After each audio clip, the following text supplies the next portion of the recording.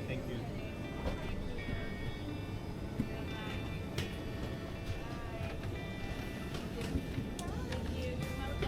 Bye-bye. Thank you. Learn this. Before hopping on a plane to any country, especially in Europe, do yourself a favor and figure out your transportation plan before you land. Trust me, your bank account will thank you. Now picture this. You've just touched down in Athens, Greece, land of gods, ancient wisdom, and more feta than any mortal should consume in one sitting. You're tired, you're sweaty, and you are not about to drop 60 euros on a taxi. That's where Silvera steps in, your unofficial travel fairy godparent. Armed with metro knowledge and budget-saving spells, here's the move. Take the Athens Metro. Yes, the Metro. It's clean, reliable, and costs just around 9 euros. Avoid these people holding signs, smiling like they're long-lost friends of Zeus himself. Do not be fooled, and politely decline their divine offer. They are not here to welcome you to Olympus. They're here to part you from 60 to 80 euros for a ride downtown. Uber and taxis, same chariot, different driver, your wallet, weeping in ancient Greek. Now turn left and follow Silvera's lead. Let's go see it. All right. We're supposed to get out of here and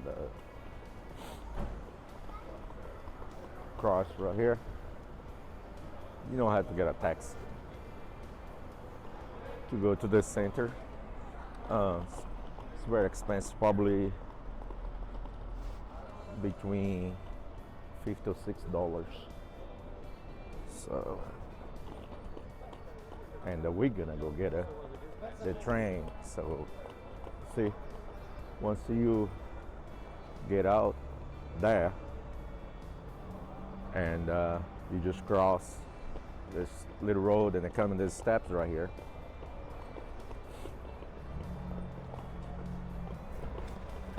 All right, let me see if he has stairs. That's the only one. There is an escalator straight ahead, but Silvera missed it. I don't know. It's not working. I guess we're gonna have to go. All right. Man, they turn it off. That's bad. All right. I hope I don't have to do this in Santorini. But then my bag is not too heavy. All right. I think this is the departure flow. Yeah, up level and this is low level. All right. So you go this straight right here and make a left right here. This corridor. Tá vendo aí, ó? Essa aqui é a partida, mas a chegada é a parte aqui de baixo. Você vem na escada rolante, sobe.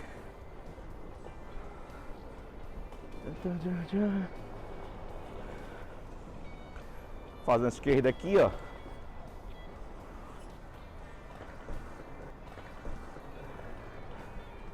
Turn left right here.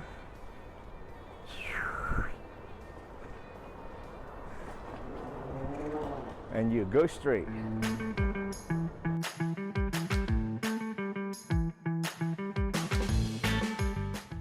Now we have to look for the kiosk so we can buy the ticket. Here we go.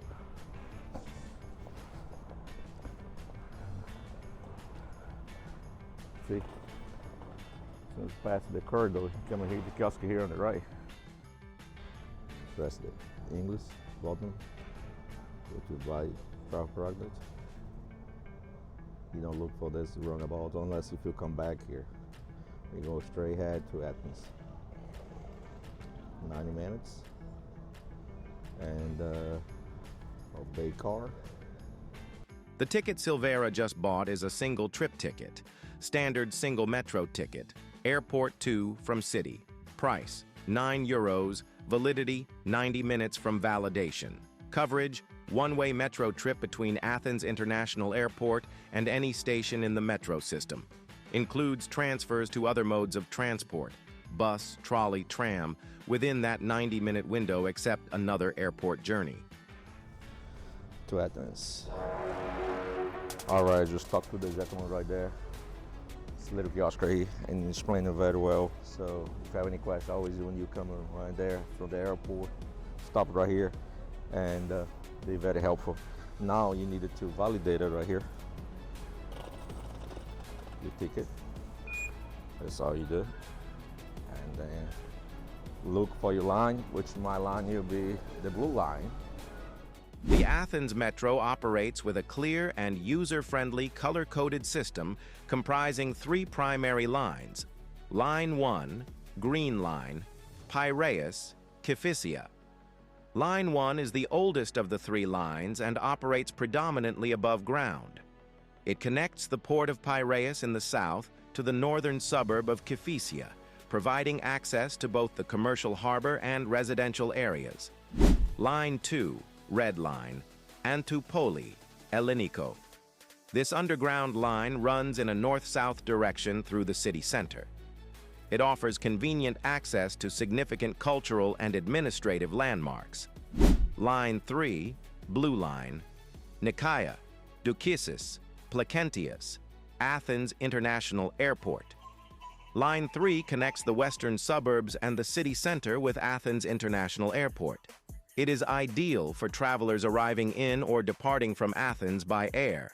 You can either download the Athens Metro map via the official app or get a printed version from the gentleman at the information kiosk, whom Silvera just spoke with. There is going to suburban train. So you go to different place that's known to Athens. Athens is right here. So it's metro. Suburban train. You go to different parts of Greece, near Athens. Now, if your flight to Athens arrives when the metro is closed, don't worry. There's still a heroic way to reach the city center.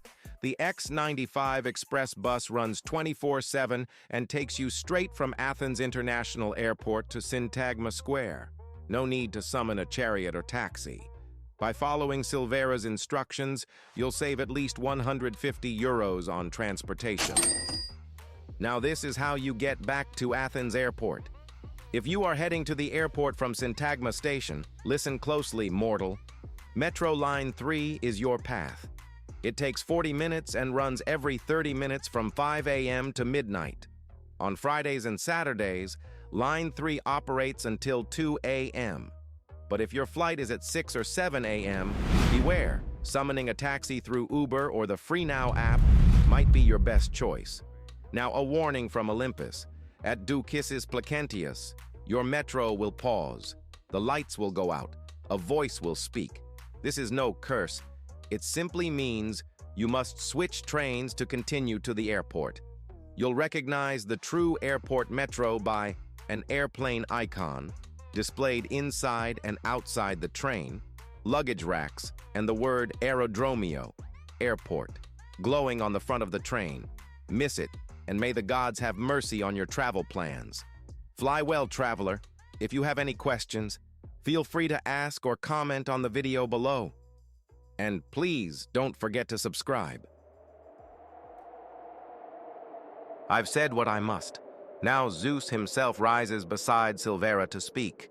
To all who are listening, a powerful story is about to unfold. A story Zeus told me.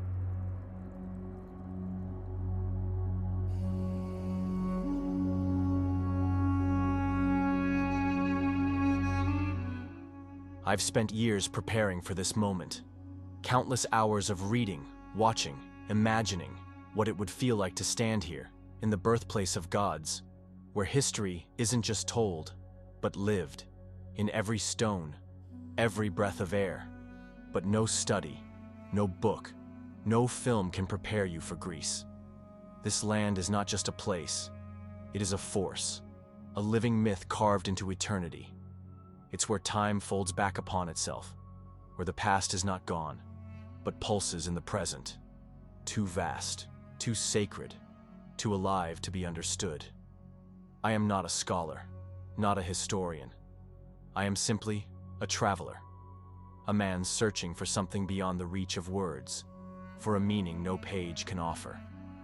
I came to Greece seeking purpose, hoping to fill a space inside me that knowledge alone could never touch.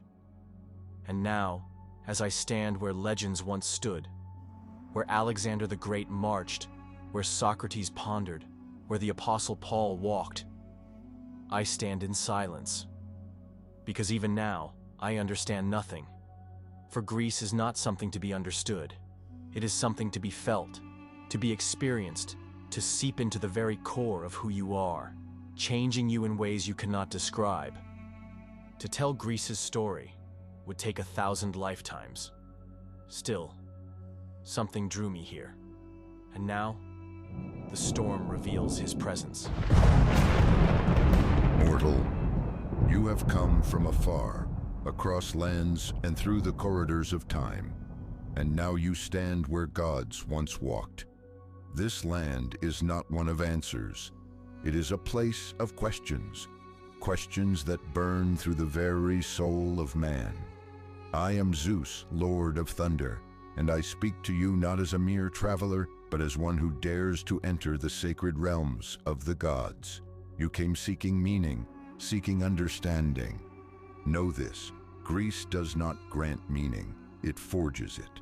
It tests the very core of your being, the strength of your heart, the depth of your spirit, and the resilience of your will to grasp what lies beyond the reach of mortal comprehension. And now, Silvera, you dare to seek understanding. You dare to question the unknown. I am the storm that will reveal the answer to you. Listen carefully. No mortal can truly comprehend what lies hidden in the shadow of Olympus. And yet, here you stand at the Acropolis, chosen for this journey. And now the story of Athens awaits. But first, your viewers must know how it all began.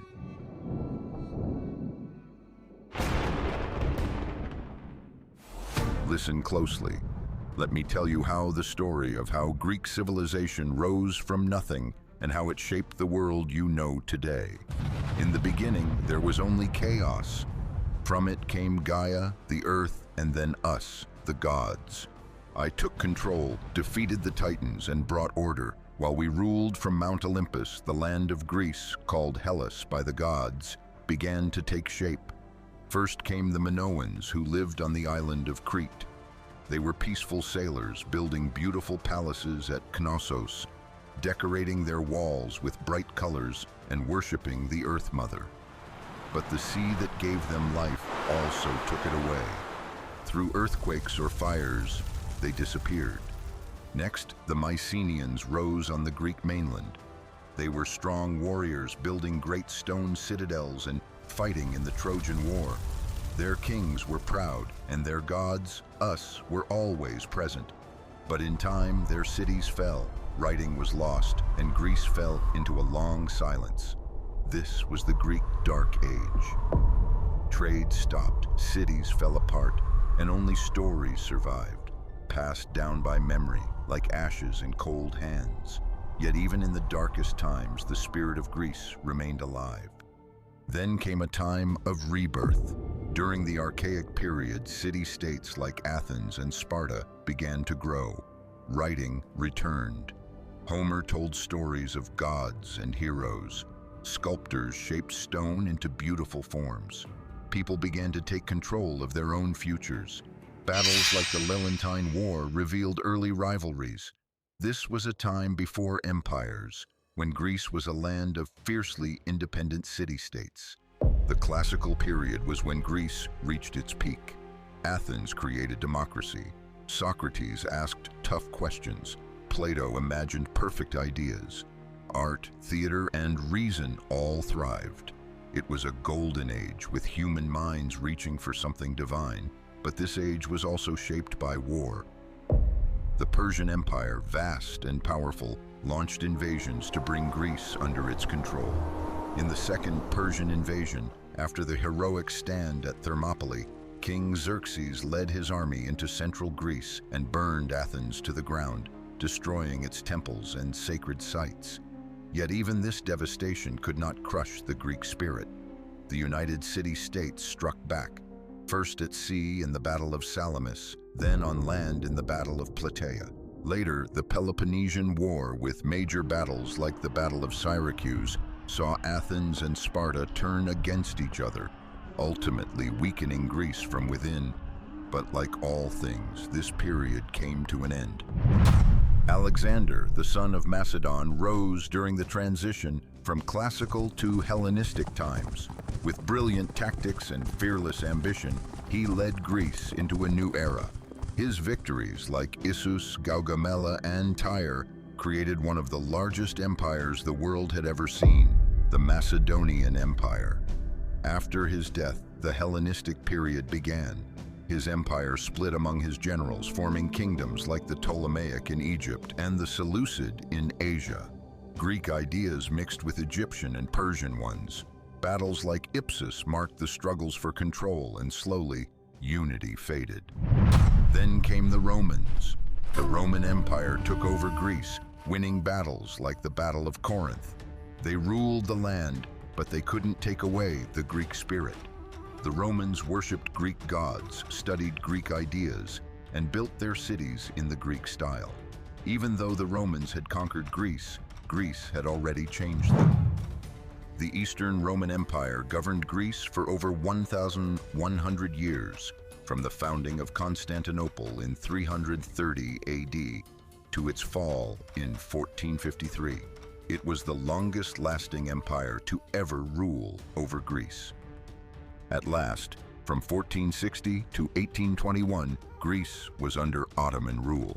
The Greeks endured heavy taxes, cultural suppression, and political control, yet the Orthodox Church stood firm, guarding their identity. Despite constant hardships, the Greeks resisted with uprisings, and in 1821, their fight for independence led to freedom in 1830. And so, Silvera, from chaos to reason, from fire to thought, the spirit of Greece endures. It speaks through your words, echoes in your laws, and burns in your thirst for truth. I am Zeus, and I could not let you wander these sacred streets without first granting your viewers a glimpse into the history of my people, the legacy that shaped civilization itself. Come now, let us unveil Athens. All right, let's go there. As I walk through these streets, I'm stepping into history. Plaka has been lived in for more than 3,500 years. It sits right at the foot of the Acropolis, the ancient hill where temples like the Parthenon still stand today. This area has seen the rise of Athens, the birthplace of democracy, and the footsteps of philosophers, artists, and everyday people across the centuries. Today, Plaka is a mix of the old and the new. Charming houses, narrow stone streets, and small shops, all surrounded by ancient ruins. The chronological monument of Socrates. It is dated back in 300 BC, in other words, before Christ. In front of me are the ruins of a temple once dedicated to Artemis, the Greek goddess of the hunt and nature. Behind it stands the Greek Orthodox Church of St. Catherine, built centuries later atop this sacred site, showing how Christian worship eventually replaced ancient pagan traditions. One ancient site next to where I'm staying. Let me see if I can go over there. School shack. Might be close. Let's go to one thing here.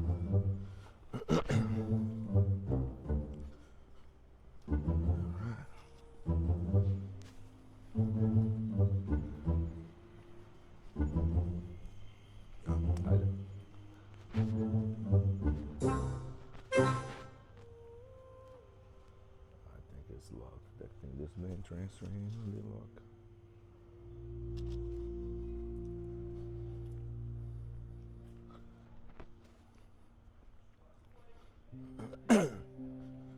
you see, Plaka is a nice, fancy neighborhood. And look at the ground, it's marble. That's the Byzantine church. A gift left by the Roman Empire.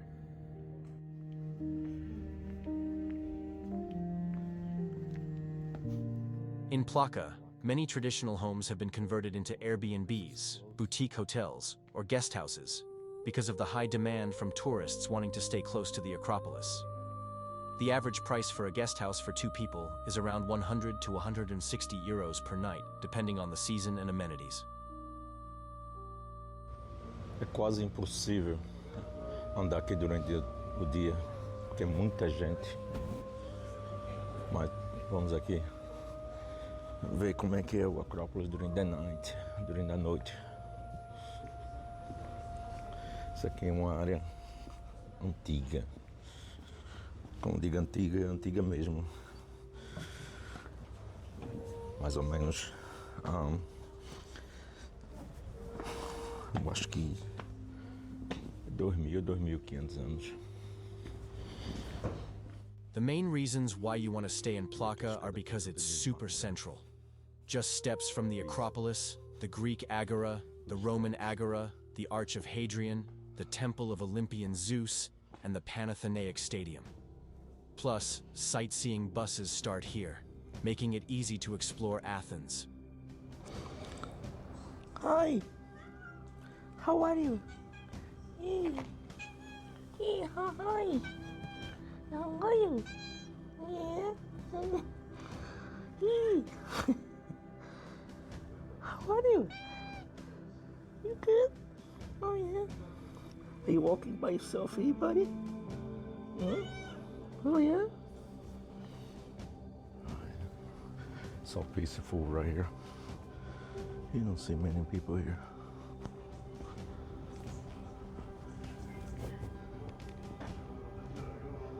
Look at that. I was here during the day.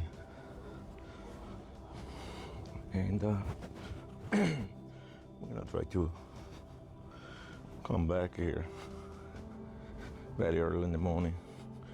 It's supposed to be free admission tomorrow, April 18th, here at the Acropolis.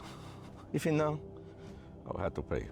So, Right at the top, you can barely see the Parthenon. This ancient Odeon of Herodes Atticus is one of the must-see attractions in Athens and is considered one of the best open-air theaters in the world. This is just a glimpse. We'll come back here. I think that's the exit of one of the entrances also. But you barely can see it, but Acropolis is right there. Acropolis now. Yeah, the Acropolis Hill is over there.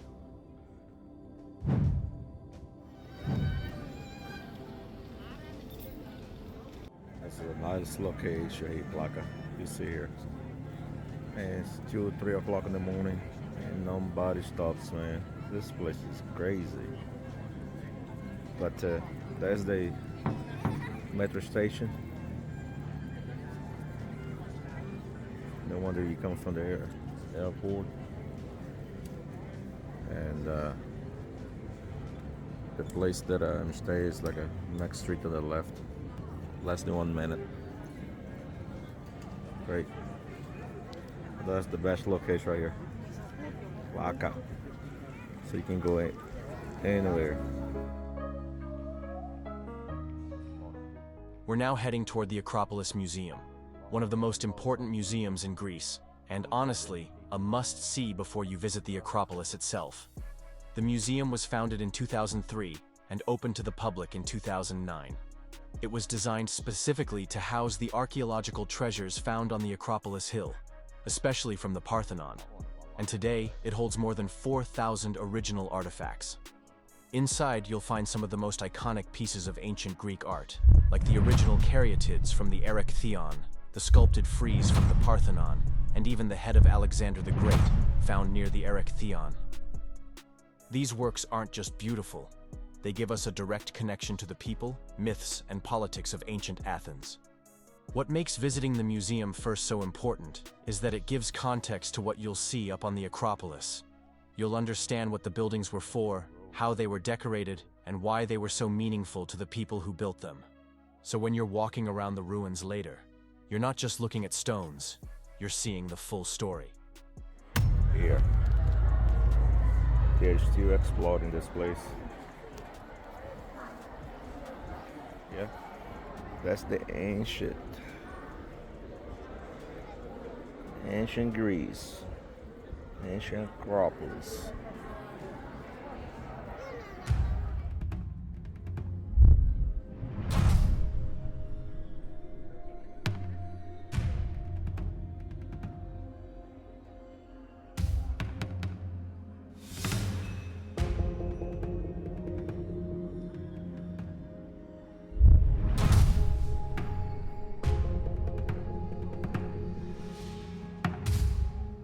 As you may have noticed, no one here is carrying a backpack.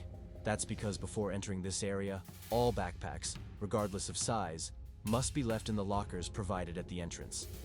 Also, keep in mind, the Acropolis Museum offers free admission on several special days throughout the year, including March 6th, Melina Mercury Day, March 25th, Greek National Holiday, May 18th, International Museum Day, October 28th, Greek National Holiday, and every first Sunday of the month from November 1st to March 31st.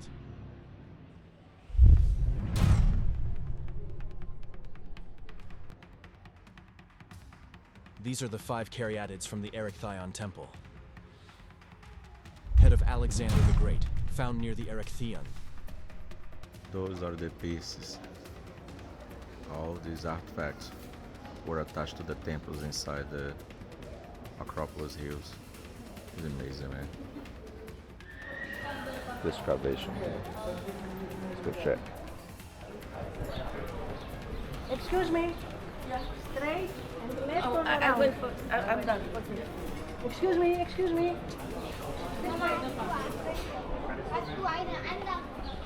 Look there, man. It's amazing. And all these ruins are from 3rd, 4th, 5th century.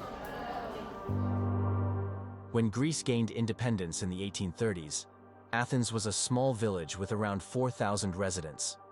Over the next century, however, it rapidly transformed into a major urban hub. A significant population influx occurred after the 1922 Asia Minor crisis, when waves of refugees settled in the city.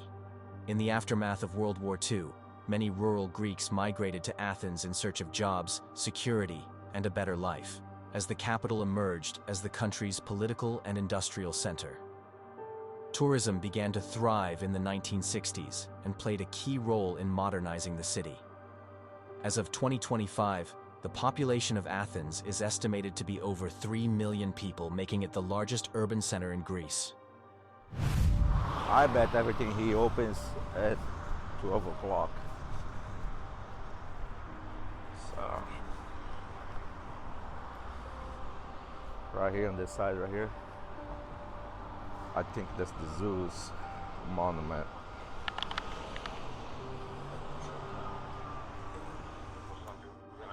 Do you know what time they open here? 12 o'clock. Every museum. Every monument. Every monument. Museums as well. They are starting 12 o'clock until 5 o'clock. Until 5 o'clock. Today, only today. Today, Friday, tomorrow until 3:30. Tomorrow until 3:30. 9 o'clock in the morning until 3:30 in the evening. Okay, thank And you. Sunday, everything closed. Sunday, everything closed. Thank you very much. All right.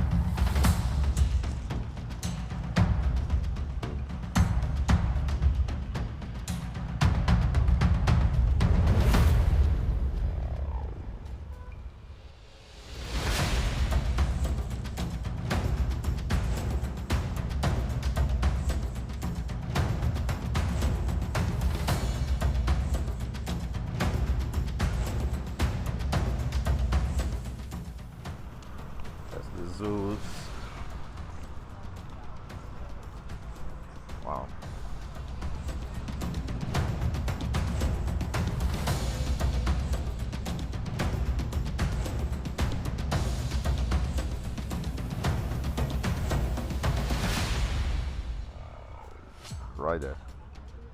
The Zeus temple. Greek mythology was something I studied long ago in school. The gods, the temples, the legends. And now, all these years later, I'm standing in front of the Temple of Zeus. But first, behind me is the Arch of Hadrian, a gateway between old and new Athens. Let's take a look. The Arch of Hadrian, built in 131 AD, was constructed as a monument to honor Emperor Hadrian for his contributions to Athens, especially his extensive building projects, including the nearby Temple of Olympian Zeus. This structure symbolized the transition from the ancient Greek city of Theseus to a renewed Roman Athens under Hadrian, blending Greek heritage with Roman influence. The monument, it is 18 meters high and 13 meters wide. There's two descriptions on the top of this arch. Let me check this. So this side says that's the city of Hadria and not Theseus, which is the one that faces the side that faces the temple of Olympus Zeus. And as we go here through the arch,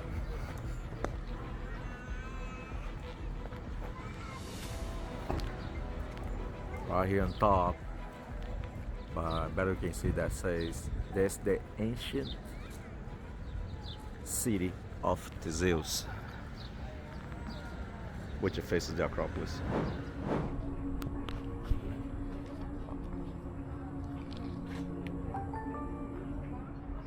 All right, we just got inside the Olympian Zeus temple. Let's go explore here.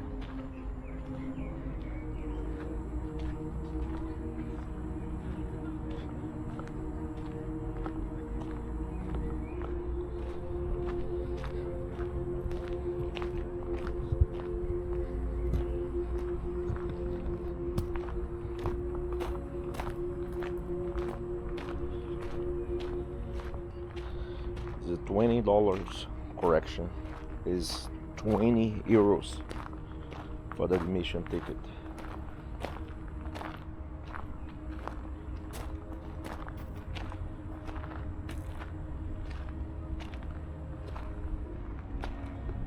Oh, that's the main entrance.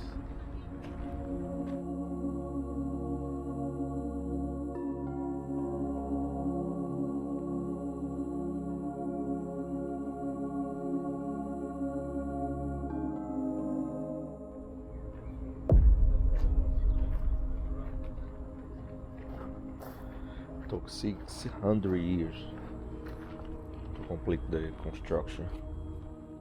See the Acropolis right there on top. Let's go to the main gate right here.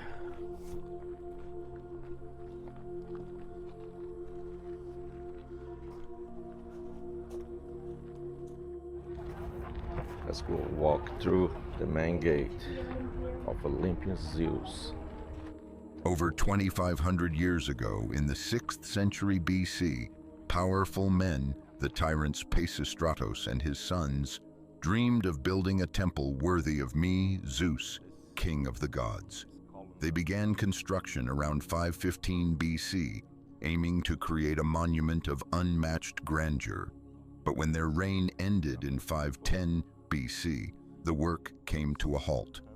The original temple project was abandoned, and over time, even the early foundations were demolished.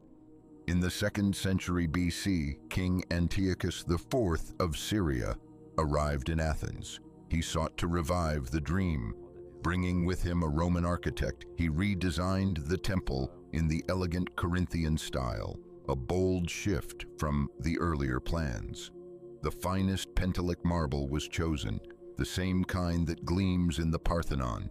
Yet once again, fate intervened. Antiochus died in 164 BC, and construction ceased once more. Then came the Romans. Emperor Hadrian, a great admirer of Greek culture, took it upon himself to complete my temple. At last, around 131 AD, the Temple of Olympian Zeus was finished. over 600 years after it was first begun. It was a marvel, 104 towering Corinthian columns, each nearly 17 meters high, as tall as a modern 5-story building. The temple stretched more than 100 meters in length, a testament to ancient engineering and ambition. Now, Silvera, only 15 of those majestic columns still stand. One more lies fallen nearby. These remnants have endured the passage of nearly 2 millennia, whispering the story of a temple that was dreamed, abandoned, revived, and finally realized. I'm gonna stay in nice hotels there. That one right there is the Athens Gate.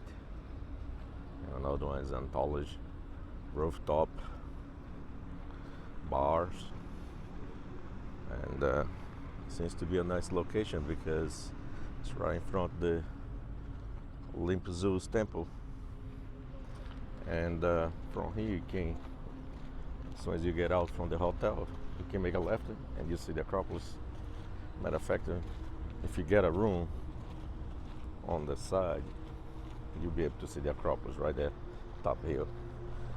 Those hotels right here, the higher room you get, you know, the higher floor you get, you know, the best view it is. So, especially the one right here, Anthology. You have a really good view from the Acropolis, both Acropolis and the Zeus temple. And also the Hadrian Gate right there. Eu recomendo, quando você vem aqui para Athens, passar mais do que 2 ou 3 dias. Essa conversa de dizer que um dia é o suficiente, isso aí é mentira. Somente na época de na época de verão, que aqui é um horror para andar, porque tem muita gente. Agora é abril, 18 de abril, e aqui já tem muita gente já, muita gente. E olha que a maior dificuldade para se locomover de um lugar para outro aqui, por causa do tráfego e também muita gente. Mas olha a visão aí, Zeus Temple, Olympus Zeus. Inside my temple stood a colossal statue of me, Zeus, ruler of Olympus, fashioned from gold and ivory, looming above all who entered in reverence. And standing near me was the statue of Hadrian himself, a lasting symbol of his devotion. And this temple was the largest pagan temple in the ancient Greece. There used to be. And I can tell because the columns, man, the columns is huge. Essa parte aqui é lado de fora do templo, não necessariamente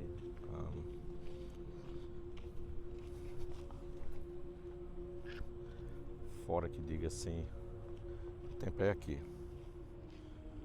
Mas você vê umas ruínas aqui. Oh, actually this one here was the Roman baths. These ruins belong to a Roman bath complex built by Emperor Hadrian in the 2nd century AD. The baths featured heated rooms, cold pools, marble benches, and intricate mosaic floors. They were not only for bathing, but also served as a place for people to relax and socialize after visiting the nearby temple of Olympian Zeus. Little souvenir from the temple of Zeus.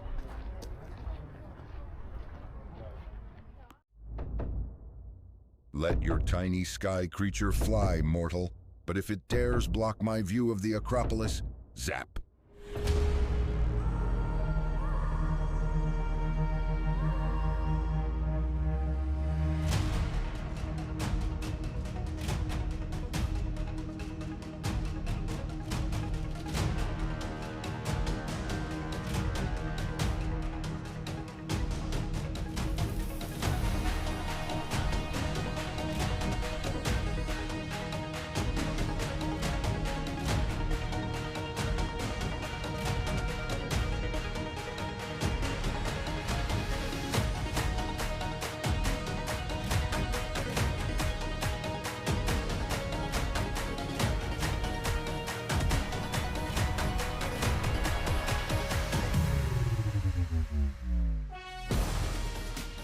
Look at these ancient columns and remember my story.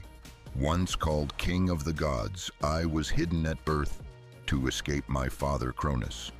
I rose with strength, led the battle against the Titans, and claimed the throne of legend. With thunder in my hands and lightning by my side, I became a symbol of power and justice, feared even by other gods. This temple witnessed empires rise and fall, standing through wars, plagues, and time itself. Now only these stones remain, but the legend lives on. The storms still echo my name. I am Zeus, the storm that shaped empires and thundered through time, and I will never be forgotten.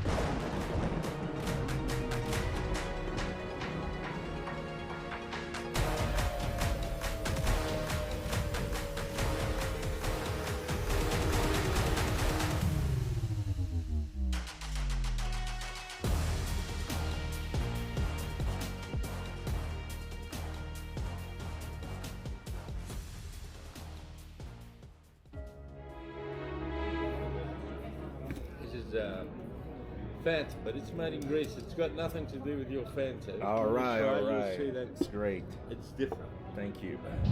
The main reason the ancient Greeks created the Olympic Games was to honor Zeus, the king of the gods in Greek mythology. The Games were part of a religious festival held in Olympia, where athletes competed as an offering to Zeus. The ancient Greeks believed that by holding athletic competitions in his honor, they could earn the favor of the gods and ensure prosperity, peace, and good fortune for their city-states. Acropolis, coming straight ahead right here. And you cross this road right here. I believe that you make a left right there, and then make a right later, and that takes you to the stadium. Look at that. That's the only open theater in the world that's made by marble. Everything there is marble. That's where you buy the tickets. And for me, it will only cost 10 euros. If you're the age of 65 or above, you only pay 5. So, and children, I think it's free admission till 5 or 6 years old. Thank you.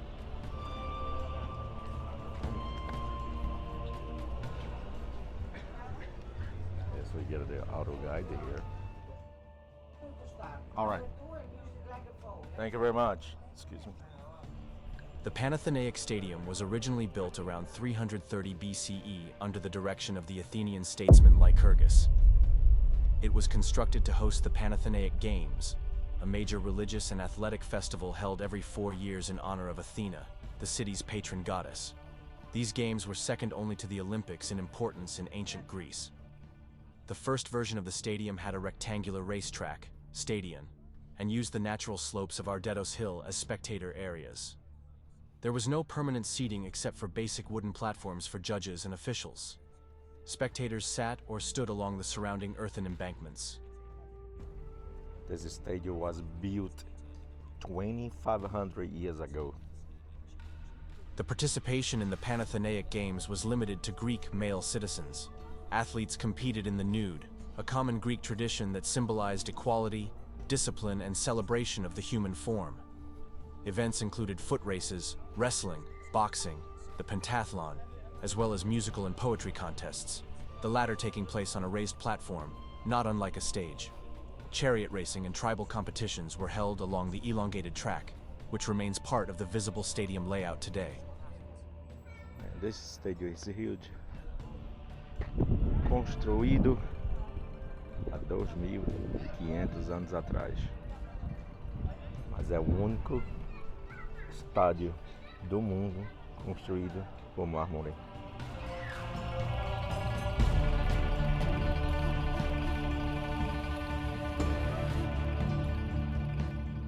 Two seats right here. It used to be reserved for the king and the queen. There you go. King Jason. The rest is all the important people that wish to be part of his kingdom. In 139 to 144 CE, during Roman rule, the stadium was rebuilt entirely in white Pentelic marble by Roman Senator Herodes Atticus. He reshaped it into the familiar horseshoe design, a major architectural shift from the earlier rectangular form. Capacity increased to roughly 50,000 spectators, seated in tiered marble rows, many of which still exist today. Herodes added the vaulted underground tunnel, dromos, which athletes used to enter the arena unseen until competition. This tunnel is still visible and accessible to visitors today, along with the original curved sphendone, the rounded end of the track, a key Roman structural feature. Under Roman influence, the stadium also hosted gladiator shows and animal hunts, blending Greek tradition with Roman spectacle. The podium seating, reserved for elite guests and priests, is still partially intact and visible along the central rows. By the 4th century CE, as Christianity spread and pagan festivals were banned under emperors like Theodosius II, the games were discontinued. The stadium was abandoned, its marble repurposed, and by the Middle Ages, much of it was buried. In the 19th century, archaeologists rediscovered this site during Athens' urban expansion. Early restoration came in the 1870s, funded by Evangelos Zappas, who revived athletic competitions using the partially uncovered ancient marble base and layout. A full restoration took place before the 1896 Olympics, funded by George Averoff and executed by architect Anastasios Metaxas. The stadium was rebuilt in marble and remained true to Herodes' design. The restored marble seating, long straight track, and the preserved ancient tunnel were reused, maintaining continuity between ancient and modern structure. It hosted the opening and closing ceremonies of the 1896 Olympics and is still used today as the official marathon finish line and for the Olympic flame handover ceremony. Visitors can still see original features like the Dromos tunnel, parts of the Roman sphendone, sections of the ancient marble seating, and the arched foundations that supported the seating tiers, making it not just a modern monument, but a standing piece of classical engineering.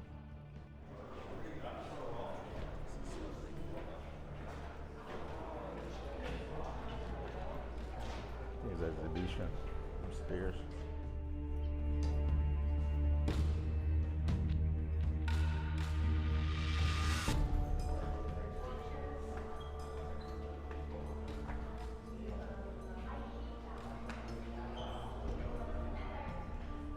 Atlanta.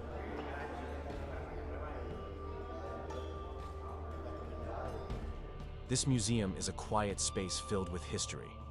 Inside, you'll find a stunning collection of Olympic torches from nearly every Summer Games since 1936, except for the elusive 1956 Melbourne torch, which remains missing. The walls are lined with original Olympic posters, each capturing the spirit of its time. It's a short visit, but a powerful one, linking the ancient world to the enduring legacy of the Games. There you go. Souvenir. Souvenir.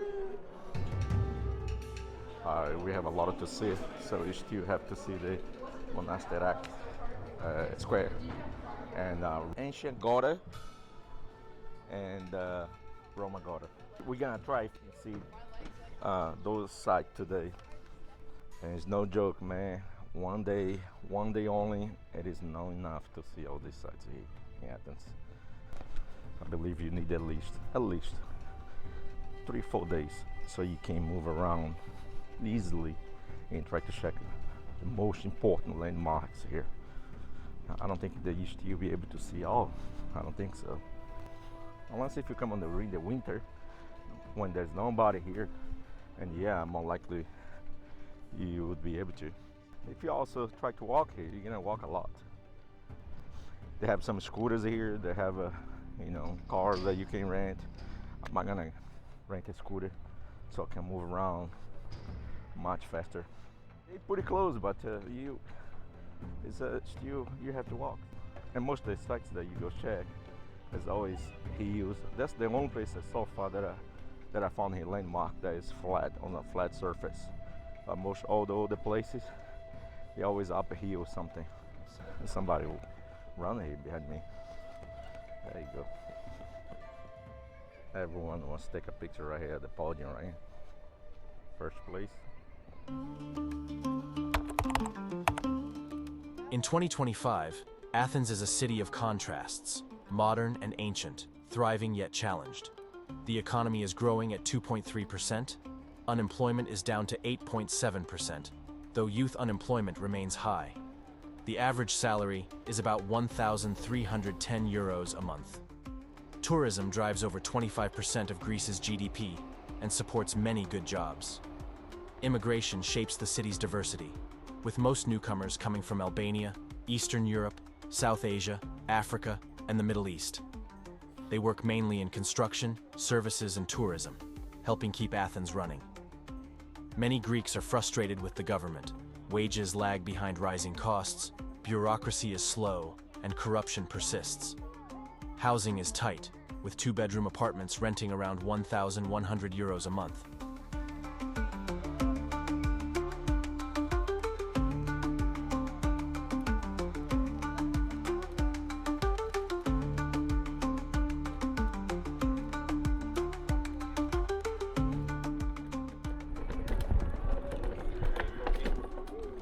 Originally from Nigeria. Okay. But long time here. How long?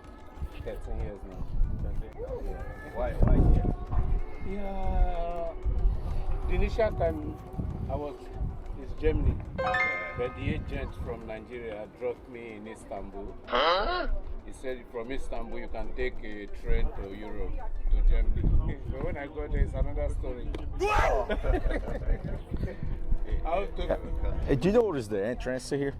For the Rome Agora? Yeah. Just go straight. I mean, actually, ancient Agora. Okay, thanks, man. I'm sure you all clearly overheard the Nigerian vendor's immigration experience. Many Nigerians come to Athens legally with visas for work, study, or asylum, following the proper procedures. However, some also arrive illegally, crossing borders without papers, using smugglers, or overstaying visas, seeking better opportunities despite the risks. Both legal and illegal arrivals continue to happen today. And you see all these ruins, man, and you see the trees, you know, very beautiful. That's the part of the past.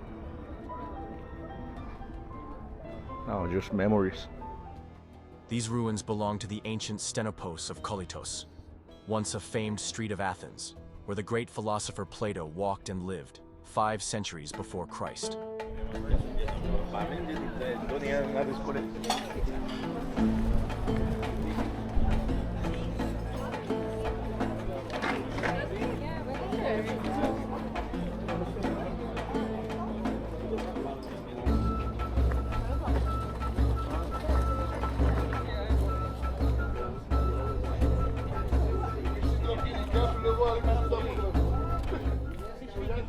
Hi, where's the...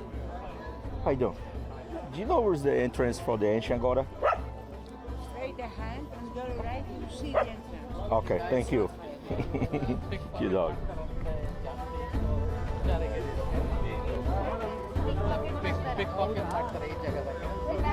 Excuse me?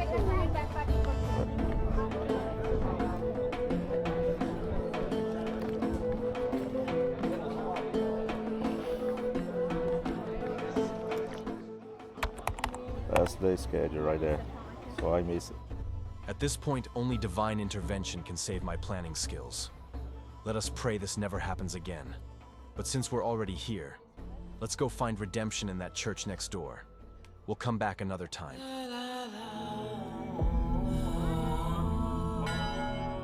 Today, April 18th, marks Good Friday, a solemn day commemorating the crucifixion and death of Jesus Christ. On this day, many Greek Orthodox Christians and Christians around the world participate in significant religious practices at their churches. Let's stop here for a moment.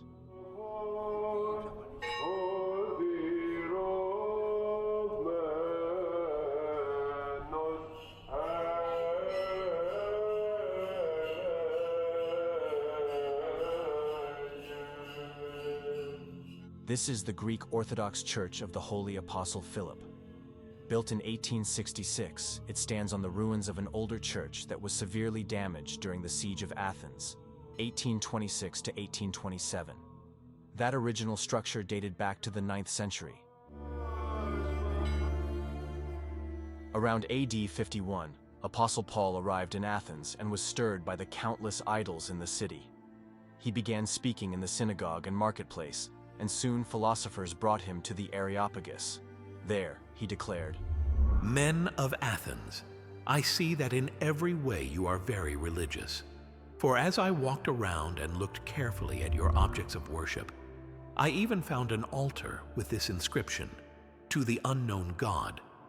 So you are ignorant of the very thing you worship. And this is what I am going to proclaim to you.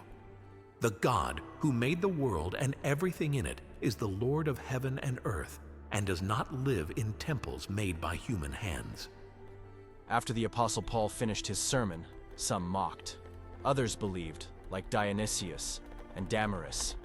And now, I'm heading there myself, to Areopagus Hill, the very place where Paul stood before the thinkers of Athens, challenging them to see beyond temples and idols, to the unknown God, who is not far from any of us. This isn't just a stop on a tour. This is where faith met philosophy, where eternity interrupted time, and a single voice echoed through history. And now, I'm here. I want to show you.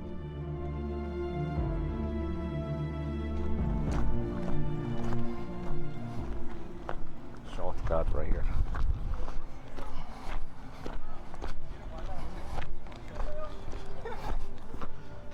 You go over there, follow the trail, go around, or you come right here. See, and do the shortcut.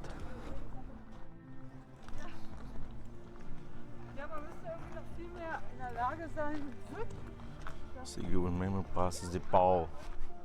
Agora aqui não é brincadeira não, viu? It's no joke to climb this. We'll try.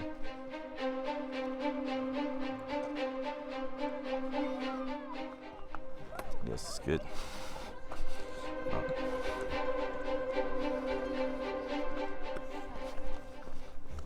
It's all marble here. Can he actually? Vim aqui ontem. Tô aqui repetindo para poder voar o drone.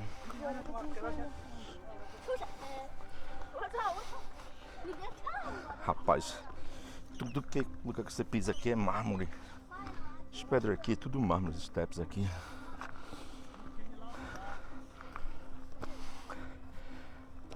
Tá vendo aí? O lugar onde o apóstolo Paulo andou e pregou.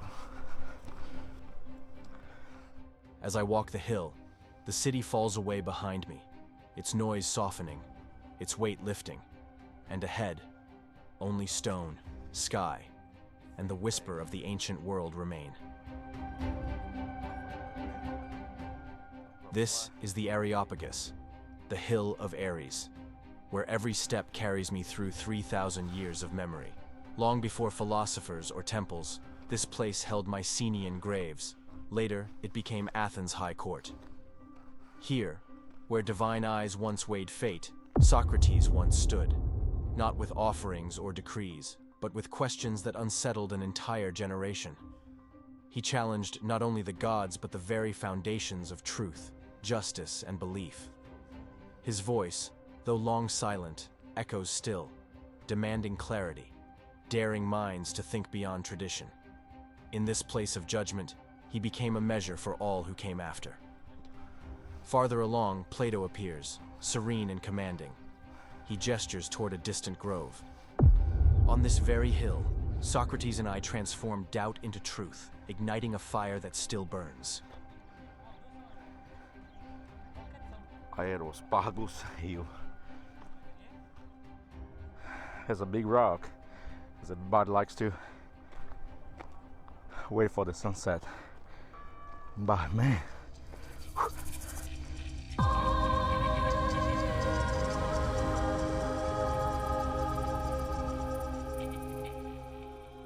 you see how beautiful it is? All of the trees.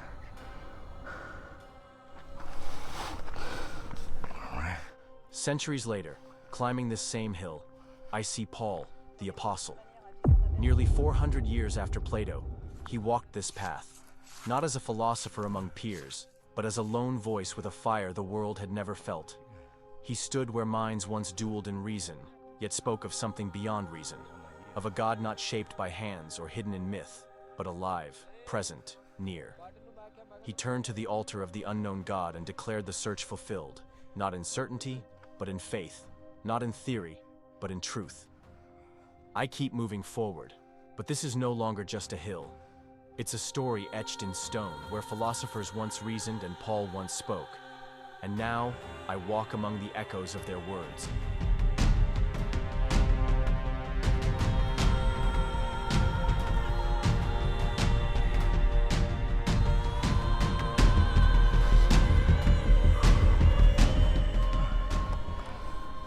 Todo mundo já procurando lugar para sentar.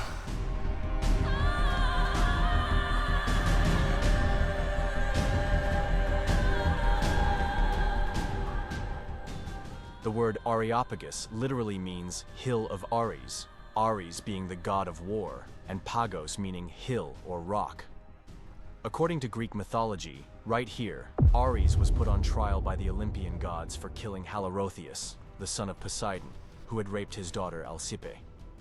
This was the first court of the Olympian gods, the very first trial in divine history. Ares was judged not guilty, and from that moment on, this hill became a powerful symbol of justice and law in ancient Athens.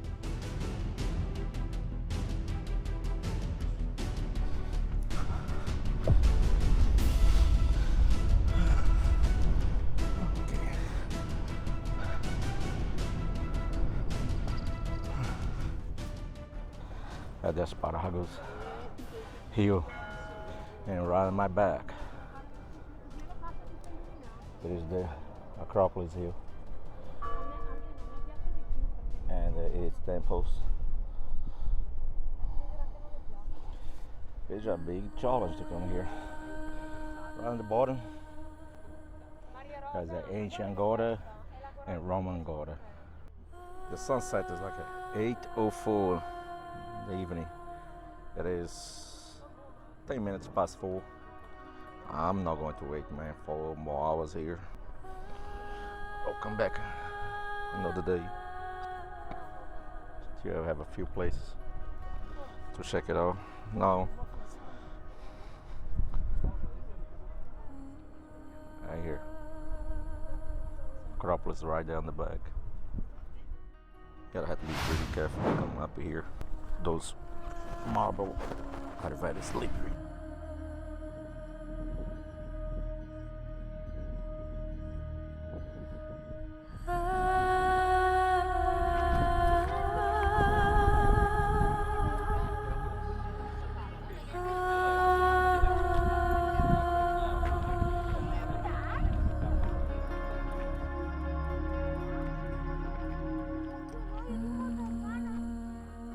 Antiga Agora. Ali foi onde a cidade começou.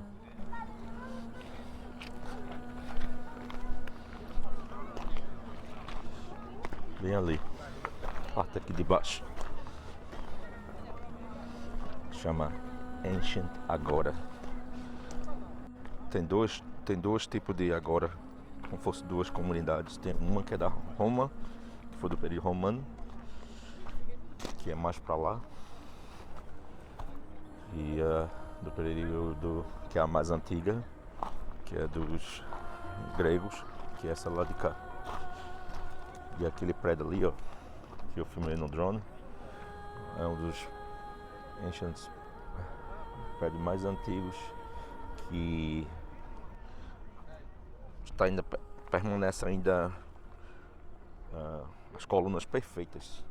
Nenhuma coluna caiu. Só o teto que caiu um pouquinho. Mas diga aí. Thousands of years. O prédio tá ali. Rapaz, que tipo de mármore é essa, viu? As I descend from the ancient rock of the Areopagus, let me take you to a few hidden gems I explored earlier. First, the somber ruins of the prison where Socrates awaited his fate. And then, the forgotten stronghold of the Hill of the Muses, the tomb of Thucydides and ruins of the ancient district of Coil.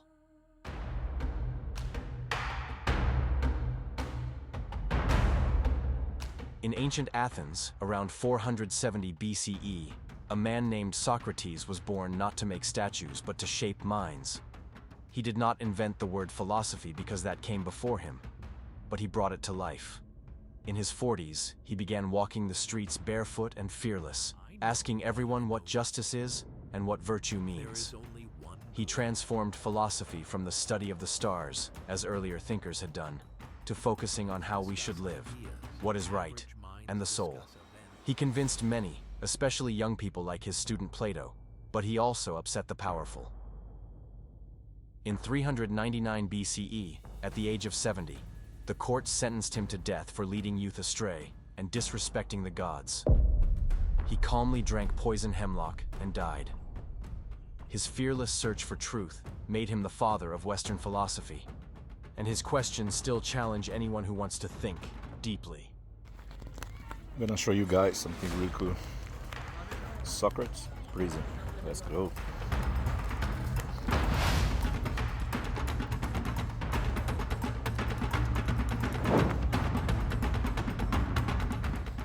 Man, this app is crazy. Step on history, man.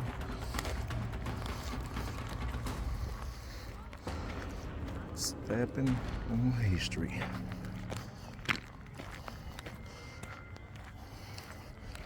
Look there. Right there. That's where they place Socrates. You know, Socrates was treated as a criminal on these last days because he went against the Greek government, and they sentenced him to death. And there was the prison right here.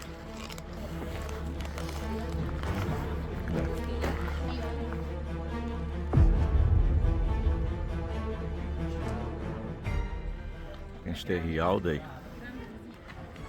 and just look at this place and think about it, 2,500 years ago. This place is still impacted.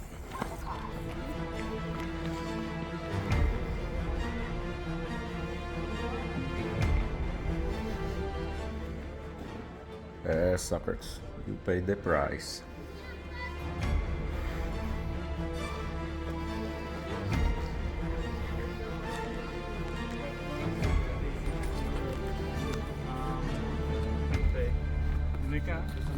After 12 years boarding the rival city, state Sparta. There's a little tunnel right there. Every man pays a price for what he believes. Every man. And Socrates paid his price. As I'm walking here, I just found this place from nothing. Out of the blue, I saw the sign that says Socrates prison right here. So you can meet. Not sure what's over there. Let me check. This is an ancient site. It's almost 3,000 years old. Before it became known for monuments, the Hill of the Muses was a simple rocky rise southwest of the Acropolis, covered in low vegetation and used by early settlers and for graves. As Athens grew, the hill became part of city life, lying between the neighborhoods of Koili and Melite, with the Koili Road running along its western side, connecting Athens to its port at Piraeus. Today, when you reach the hill near the monument, you are rewarded with stunning views of the Acropolis and the city below, a perfect blend of nature and history. I'll show you how to get here, and so you can have this view right here.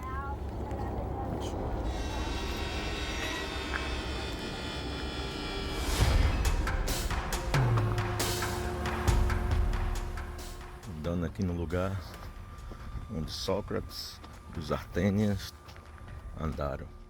Figures like Socrates and Athenian soldiers likely walked its paths. Though not a fortress, its height provided strategic views of the Saronic Gulf and surrounding plains, serving as a military lookout. Small guard posts may have been added during sieges to protect the city's western side. This hill also attracted locals, travelers, and artists, as it was believed to be sacred to the Muses, the goddesses of the arts. Though no major temple stood here, it remained a quiet place for reflection in daily life. This is the Philopappus monument. Between 114 and 116 AD, the mausoleum of Philopappus was built atop the hill. Philopappus, a prince and Roman consul, left a lasting legacy, giving the hill its modern name. The Hill of Moses, it is one of the hidden gems that a lot of people don't show. So the church of Ios Demetrius Loba, the artist, is right here. And or you go to the most hills, let's go that way. So, and right here, go straight ahead, you face the Acropolis. This is another hidden gem from the Byzantine Empire, because that was from 12th century. This is the tomb of Thucydides, one of the most influential historians of all time. He's best known for his History of the Peloponnesian War, a work that set a standard for objectivity and meticulous research. To be here, near where he and his Olympic victor relative Cimon are said to be buried, is a profound moment. The remains, the ancient dam of Colli, dates back the end of the 4th and began the 5th century. Founded during Athenian democracy, Coeli thrived as a home for citizens and heroes, then faded under empires, its legacy now etched in ruins. The Fountain of the Nix. It was built in the late 5th or early 4th century BCE and provided water to citizens gathering at the Nix, the heart of democratic debate. If I don't stop walking, I'm gonna be for the next 1,000 years. There's so many places to see.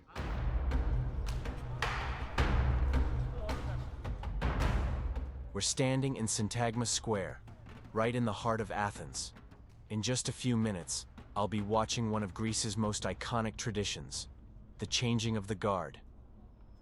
Right in front of us is the monument of the unknown soldier.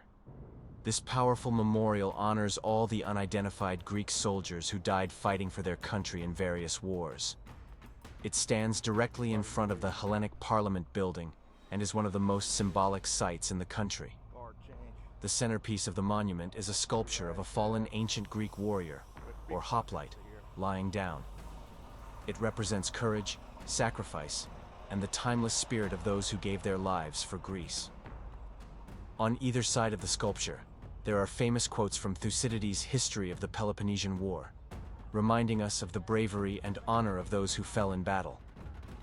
Around the monument, you can also see the names of important battles, ranging from ancient times all the way to World War II and the conflict in Cyprus, carved into the stone. Guarding the monument are the Evzones, the elite soldiers of the Presidential Guard. Dressed in their traditional uniforms with kilts, pom-pom shoes, and red caps, they are a striking symbol of Greek history and pride.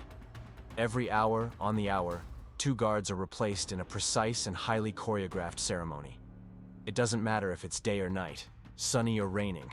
The changing of the guard happens 24/7, without fail. And now, the time has come. We're about to watch it together. The Evzones of the Hellenic Army's Presidential Guard are more than elite soldiers. They are living symbols of Greece's enduring spirit. Their ceremonial white summer uniform echoes centuries of struggle, from ancient warriors to the mountain fighters of the 1821 War of Independence. Each detail carries meaning. The fustanella, a pleated kilt with 400 folds, one for every year under Ottoman rule. The wide-sleeved ipodites, honoring the klepts. The red pharion cap with a blue tassel, symbolizing bloodshed and pride. Heavy red sarouchia shoes, over 3 kilograms each, train discipline and strength, their black pompons hiding blades as a nod to covert resistance. Stockings, wool gaiters, a leather belt, and mourning fringes reflect Greece's military legacy. Even the brass buttons speak of national pride, and in their hands, the M1 Garand rifle, no longer a weapon, but a symbol of protection. Becoming an Evzone is an honor earned by the best, tall, strong, unshakable. Trained to perfection, they do not flinch, do not speak. In silence, they guard history, heroism, and the soul of a nation that still stands free. We're here at the tomb of an old soldier here in Athens, Greece. Well, the ceremony is almost over, but it started like at 11 o'clock today, and there was not that big ceremony that they used to have because the holiday. So, you know, today is April 20, and that's probably the reason why the ceremony was not too big. So there were just a few soldiers, probably 6 or 7 or 8 over there. It's way too many people. That's just half of people that were here. I heard the street that you can find a lot of stuff. Let's go check. For souvenirs, it's a good place. But it's Sunday, so you can't find many places open. I think it's a good place to get souvenir. Bags, see shoes, all stuff for here. Clothes, jackets. There's every corner right here, man. Anybody want a place right here? When I get a higher, there you go.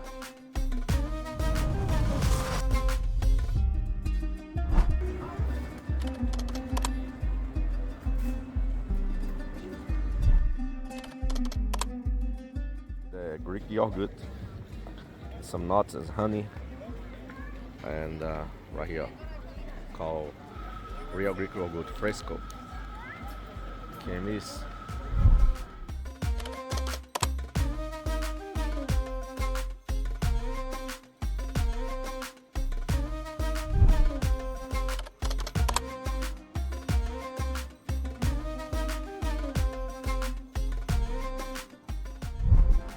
I have 2 flavors, a small cup, cheesecake and the pistachio.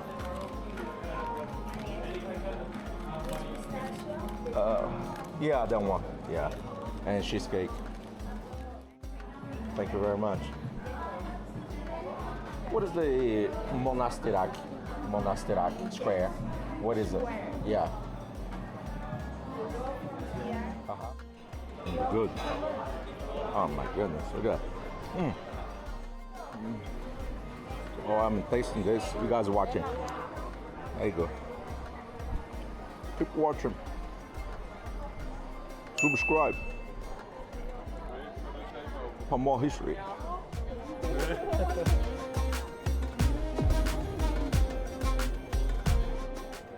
Hadrian's Library.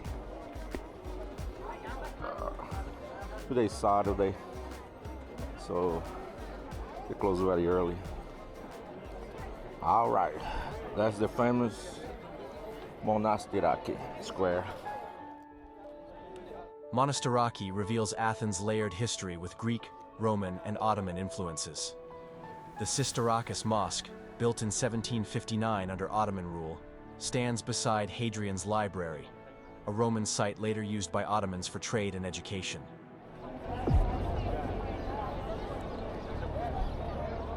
Huh. Kind of small from the videos that I watch it. Huh.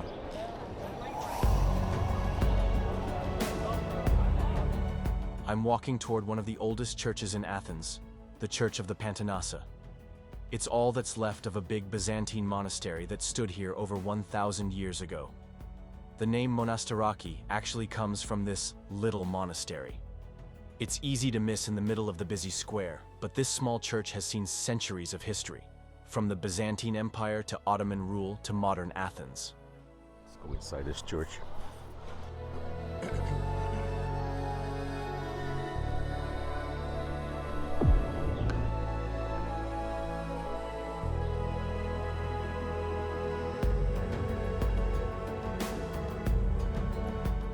Inside the church, you'll see colorful old paintings on the walls, important religious icons, and simple but beautiful architecture. It's a calm place that shows the deep history of faith in Athens. Here you also listen to the vibrant sounds of street musicians filling the air. Around them, painters and sculptors bring the space to life with their art, capturing the spirit of this lively neighborhood.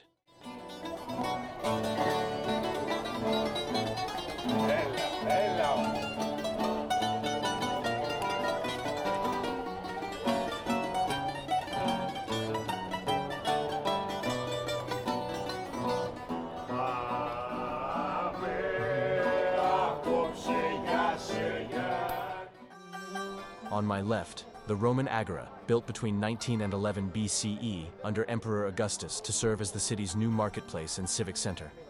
It replaced the older Greek Agora and quickly became a bustling hub of trade and daily life. Some of its most important buildings include the Gate of Athena Archaegetus, which marked its entrance, and the Tower of the Winds, an ancient clock and weather station that helped Athenians keep track of time and weather. Over centuries, especially after the Byzantine era, the Agora's importance faded. It suffered damage and partial destruction during the medieval period. And later, in the 19th century, parts were demolished as Athens modernized. That's the Roman Agora entrance.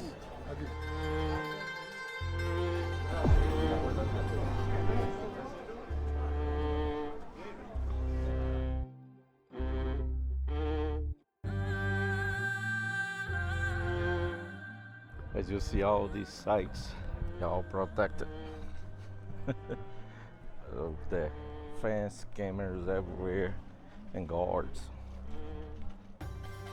I'm walking toward the ancient Agora, the beating heart of ancient Athens, where democracy was born, great philosophers spoke, and the foundations of Western civilization were laid. Falar uma coisa, esse lado aqui esquerdo meu aqui, é onde tudo começou, tudo começou. E esse aqui é um museu que foi restaurado, feito de acordo com o mesmo modelo que era de um mercado na época da Grécia Antiga. Então vamos lá ver, a entrada é mais ou menos ali na frente, parece que a fila ali está um pouquinho grande, mas vamos lá. Straight ahead is the Stoa of Attalos, originally built in 150 BCE as a lively marketplace stretching 115 meters long and 20 meters wide. It fell into ruin over the centuries, but in the 1950s, it was meticulously reconstructed, stone by stone, using ancient methods reinforced with discrete modern support. E a história diz que essa área aqui foi destruída em 480 anos antes de Cristo, pelos Pérsias. Cada parte da ria tem que parar e analisar, porque é como se fosse na Itália. É história para tudo que é lugar aqui. Posso passar por uma coisa aqui que é bem importante e não estou sabendo. Então tem que ter bem cuidado. Olha o museu aí, ó. Today, it houses the Museum of the Ancient Agora, featuring over 1,200 artifacts, from tools and pottery to coins and inscriptions. Among the most important items are ostraca used for voting in Athenian democracy, a juror selection machine, Clarotarian, official weights and measures, and even a rare Spartan bronze shield captured during the Battle of Pylos in 425 BCE. Olha, o shield de Espartas, bem irmão, from the Battle of Pylos, 425 a.C. Aí, ó, na frente de um dos escudos dos Spartans. This is Sparta!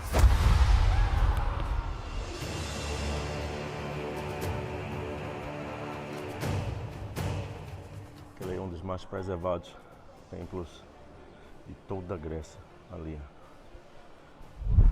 Mas essa parte aqui é a Grécia antiga. Antiga. Depois dessa aqui tem a Roma antiga, que é do outro lado.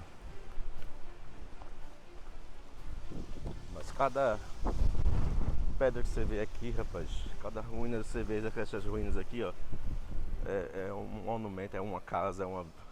Entendeu? Isso aqui tudo era uma village. Só que ainda se expande mais, né? Só que eles, né, passando os anos, aí foram reconstruindo, outros lugares, mas tenho certeza que eles destruíram para construir essa parte aqui, ó. Você vê lá mais moderna. Então, tenho certeza que no decorrer dos anos, eles destruíram muita parte aqui. Entendeu? Ó, um monumento aqui, ó. From Odeon of a Creek. More silence, more silence. And now, it's time to go. It's very overwhelming, amazing, the Greek history. So, I was blessed to be here. You know, that's my last day here in Greece. But I spent 13 days here in Greece. Actually, yeah, 2 or 3 days I went to England for personal reasons. But aqui é como fosse monte. Dali você vê tudo aqui, ó, em Xangora. E essa estátua aqui é do Imperador Adriano. Hear me, Silvera. You stand before the lasting glory of my son, Hephaestus, god of fire, metal, and invention. Born of Hera, cast from Olympus, yet rose through craft to shape the weapons of gods and heroes. This temple, built between 449 and 415, still stands. Once a church, then a museum, now a monument to his genius. His flame lives on, in stone, in story, in every strike of the forge. The god of blacksmith. Look upon its columns, still standing, near perfect through wars, time, and empire. Within it, statues of Hephaestus and Athena, once shone in bronze.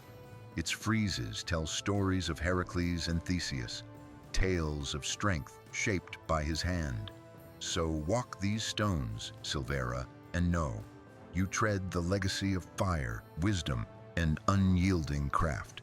Hephaestus lives on, in marble, in metal, in memory. It is a small temple, but it's well preserved.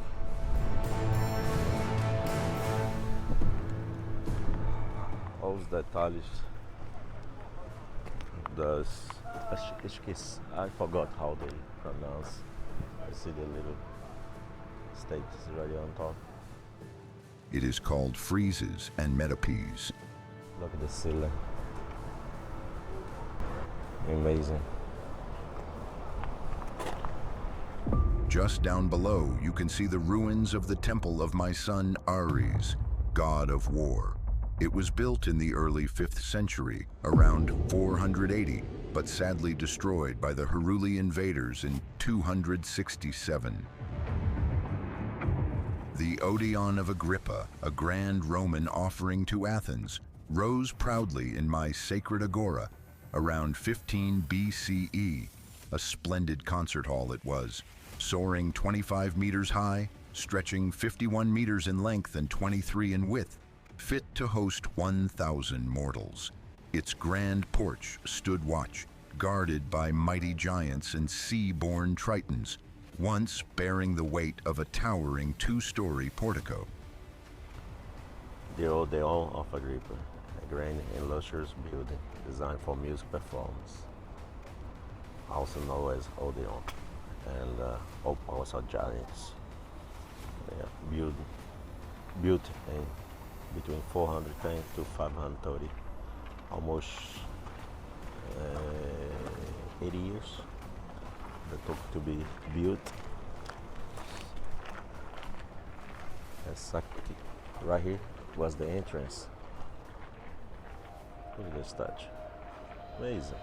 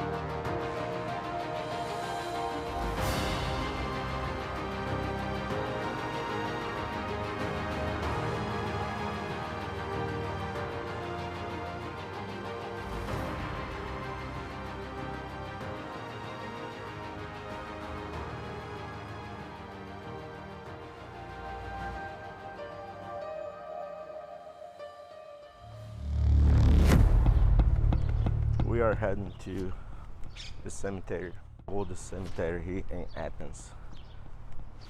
They say that Socrates and many others are buried right there.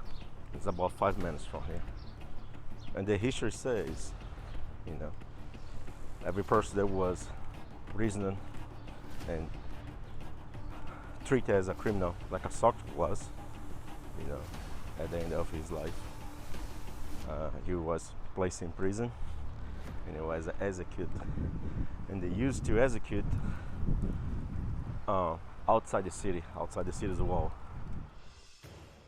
Known since as early as 2700 to 1200 BCE, this sacred ground served as Athens' principal burial site.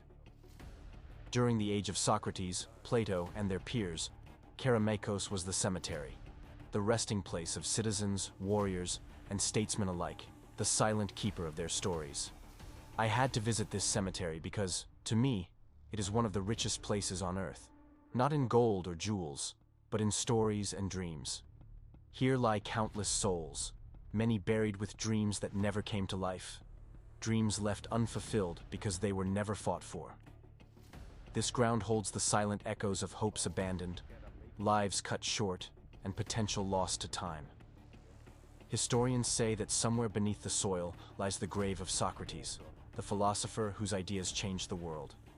But no one has ever found his tomb. A menina da bilheteria me falou ali que, pelo fato da economia da Grécia não estar muito boa, aí eles cortaram o como é que se diz, o combo ticket que tinha, né? That's where Socrates is buried. You're gonna see if we find here his tomb. As I walk through the ruins, past the crumbling city walls and the imposing Dippolon Gate, I feel the weight of thousands of years pressing down. This place is more than a cemetery. It's a witness to battles, betrayals, and the lives of heroes and ordinary people alike. Here, Spartan soldiers once fell, their stories buried alongside famed Athenians and even Romans who came later. Yet Socrates' resting place remains a mystery, lost to time, hidden in plain sight, or deliberately erased. I'm determined to search every stone and shadow, hoping to uncover a clue, a sign that will finally reveal where Athens' greatest thinker was laid to rest. Will I find it? Or will Socrates' grave remain forever hidden? Follow me as I try to solve one of the oldest mysteries of the ancient world.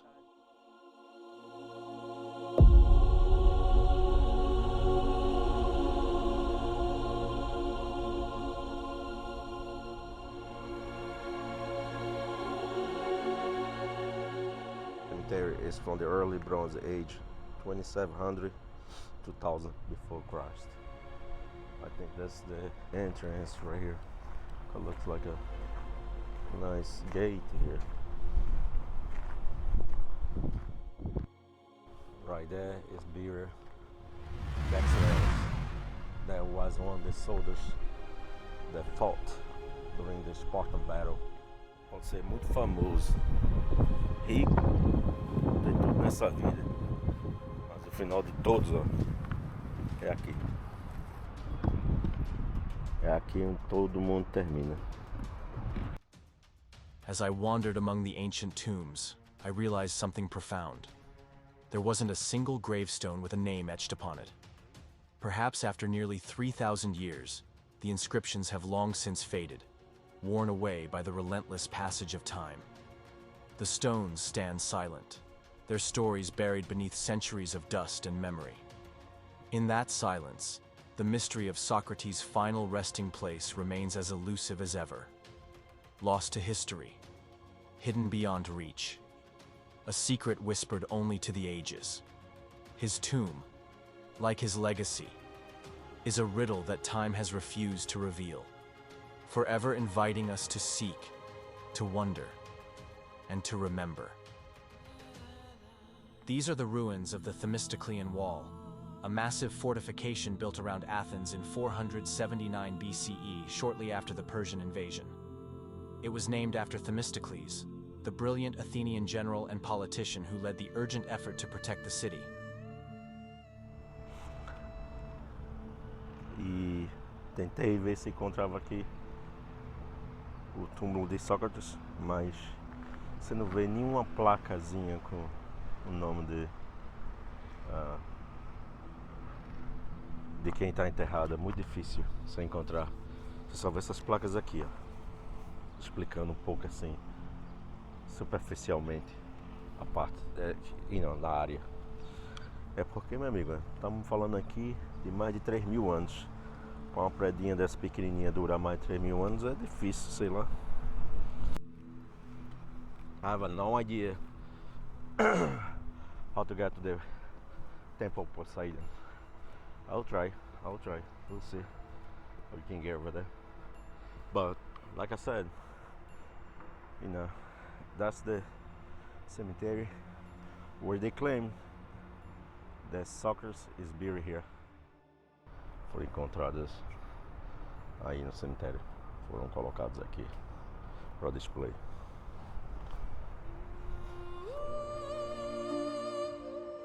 An important thing you should know before you head to the Temple of Poseidon is to consider visiting it at sunset rather than spending the whole day there. Not only is it more affordable, but the warm glow of the setting sun makes the experience truly unforgettable. Transportation options to Cape Sunion and the nearby theater of Thorikos are very limited. There is no public transportation that goes directly to these sites, so the only way to visit is by tourist bus or private vehicle. Also, be sure to know the exact meeting point for your guide and make sure to arrive on time. Many organized bus trips to these sites are available on websites like getyourguide.com, where you can book tours that handle all the transportation details for you. But before reaching the temple, we make a stop at a fascinating place, the Theater of Thorikos, the oldest surviving theater in the world.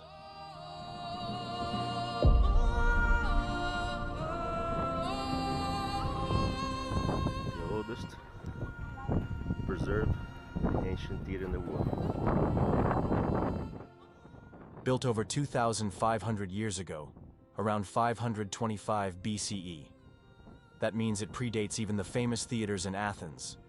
Unlike the typical semicircular shape you might expect, this theater has an elongated oval form, a unique design shaped by the natural slope of the hill it's built into. It could seat roughly 4,000 spectators, which was quite large for its time. What makes this theater truly special is that it represents an early stage in the evolution of Greek theater architecture. It shows us how the ancient Greeks started moving from simple wooden structures to permanent stone buildings designed to bring communities together.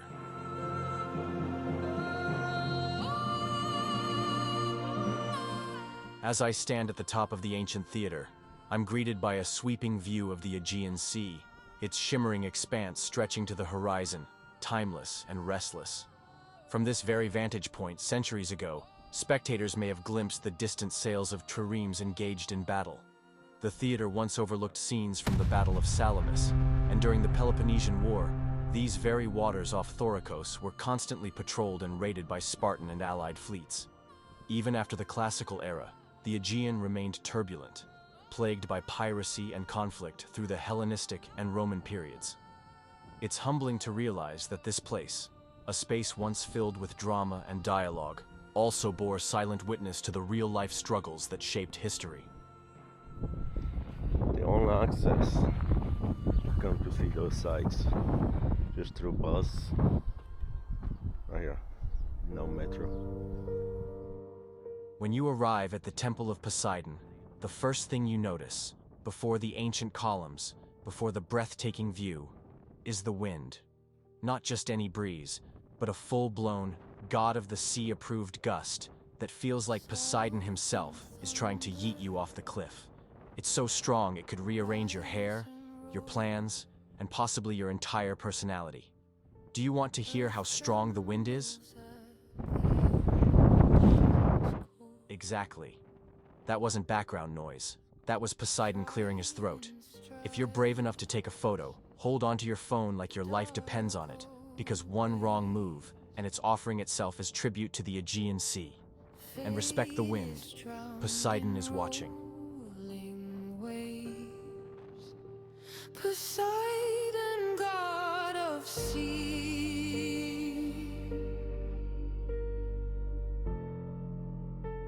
earthshaker, wild and free. Poseidon, god of sea,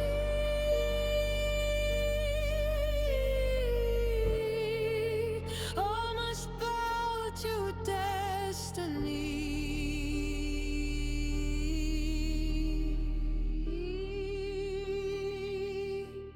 Storm-born wrath, iron fleets fall, crowns of kings break on. In the late 6th century BCE, during the Archaic Age, the Athenians began building the first of the temples dedicated to my brother at this very site. Constructed from local tufa stone, the temple followed the Doric order, simple, austere, yet filled with sacred strength. 6 columns stood at each end, 13 along each flank. But it was never finished. History would not wait. In 480 BCE, the world shifted. The Persian king Xerxes I swept through Greece in a storm of vengeance and fire. His forces laid waste to Athens and her sanctuaries. Among them, the unfinished temple at Sunion fell. Its unfluted columns stood exposed, its roof never laid. Flames consumed the sacred work, and Poseidon's house was left broken, abandoned atop the cliffs. Calma, busquei a melhor localidade aqui para representar o deus do mar. After the Greek victory at Salamis, a triumph won at sea, where Poseidon's hand surely guided their ships, the Athenians vowed to rebuild. And rebuild they did. Between 444 and 440 BCE, during the height of Athens' golden age under Pericles, the temple you see now rose from the ashes of the first. This time it was no modest offering. It was a monument carved from marble quarried at nearby Agrileza, a beacon of resilience, devotion, and architectural brilliance. It's a small temple, but it's right on top of the hill. It's a lot of work. And look at this view right here. The new temple of Poseidon stood proud, a Doric peripteral structure once again with 6 columns at each end and 13 along each side, now shining white against the blue of sea and sky.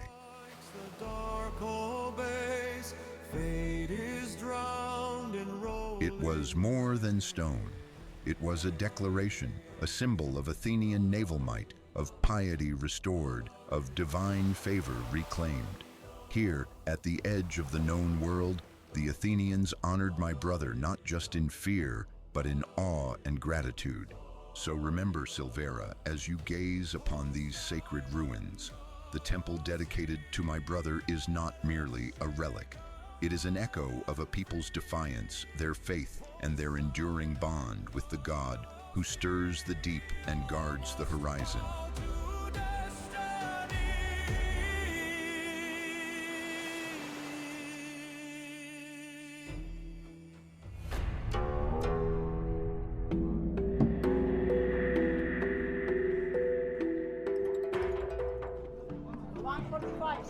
Okay, thank you. Would I go?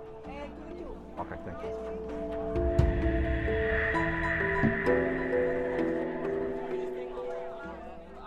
Finally, here we are, Silvera, the last stop, the Acropolis, the most sacred place in all of Greece. For ages, mortals have come to this place seeking wisdom, glory, and favor from the gods.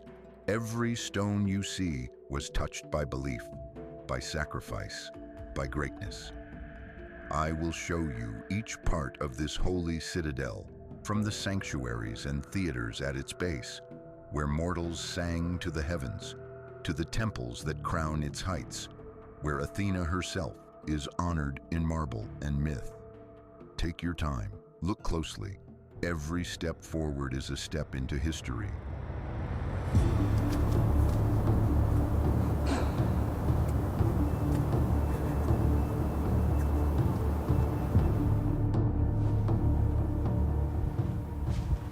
Step forth from the shadows, Athena.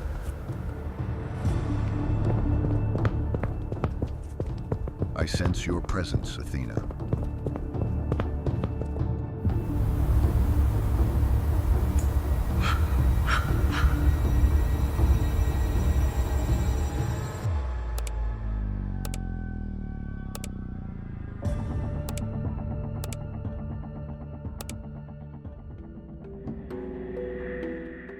Look to your left. There once stood the grand sanctuary of Dionysus. People think he was just the god of wine, but he was so much more than that. He stood for ecstasy, divine madness, and transformation. He was born twice, first from his mother, then from me.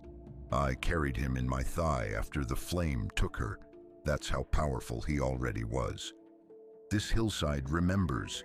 The ground split open here and the sanctuary rose from it. Not so fast, Silvera. You'll walk right past it without knowing. This was the entrance. You see these crumbled thresholds and the faint outline of ancient stone. Once, great walls rose here, thick with purpose, not just to enclose, but to consecrate.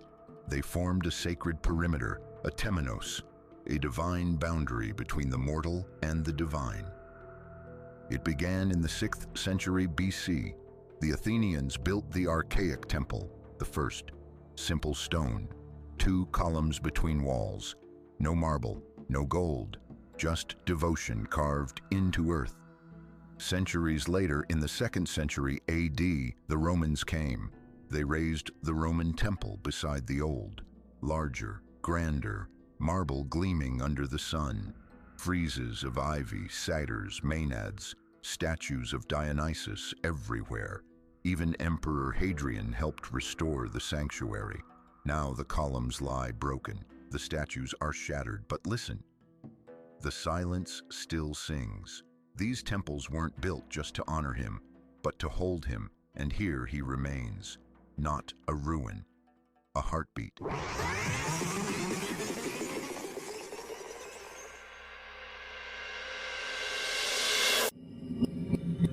So there we are, me and Zeus, just strolling through 150 AD, about to step into the Temple of Dionysus.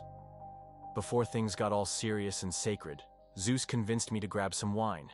It was free. No lines, no IDs, just amphoras on tap like some ancient open bar. We walked in the pronaos, the temple's grand entrance, marble columns all around, golden light streaming through, statues of Dionysus everywhere. Honestly, they looked way too sober for the god of wine.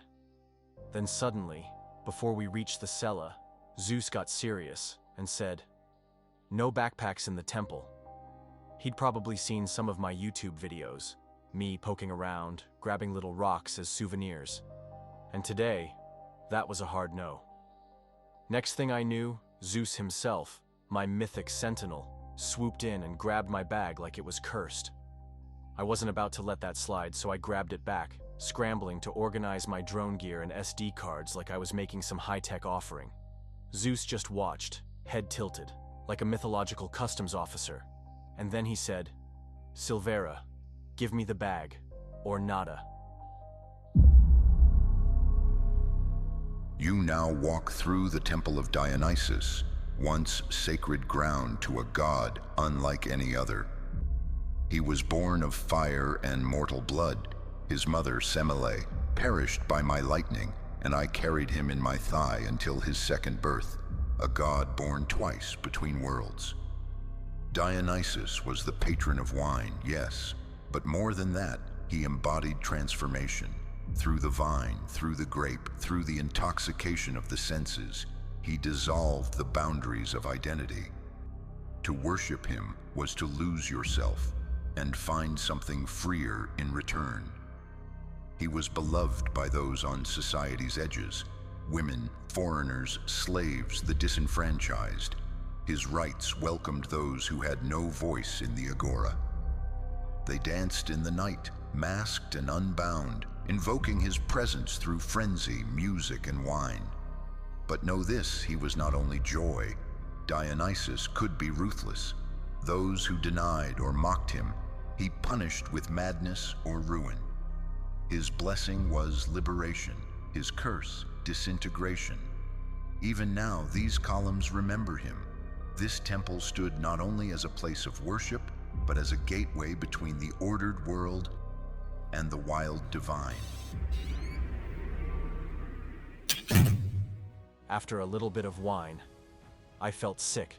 Classic mistake. Meanwhile, Zeus, already a few amphoras deep, grabs my reading glasses, calls them mortal tools, and just vanishes. Like it's a toga party gone rogue. And Dionysus? You saw him. Snatched my backpack and took my black shirt. Just wandered off like it was some divine offering. But here's the thing. I still can't figure Dionysus out. He shows up like he is the party, then suddenly shifts. Slips through the cracks of reality like only a god can. That's his nature.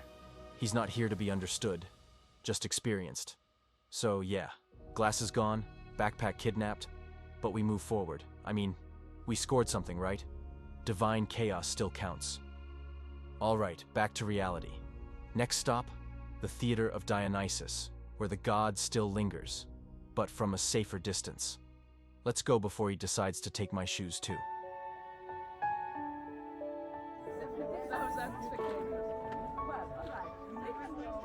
Dionysus Theater.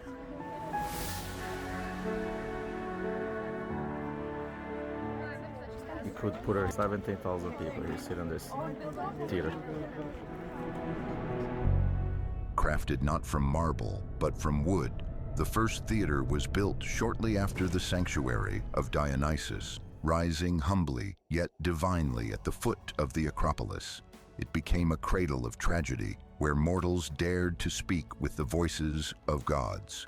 As time passed, the Romans came. Bold and relentless, they replaced the timber with stone, transforming the theater with grand marble tiers, statues, and imperial splendor as you see today. The cave up there was once sacred to Dionysus. It held his cult statue, sacred niches, even a relief of Apollo and Artemis. In 320 BCE, Thrasylos built the monument above it to commemorate a theatrical victory. The Romans later placed a statue of Dionysus there. Then, during the rise of Christianity, the site was transformed into a chapel.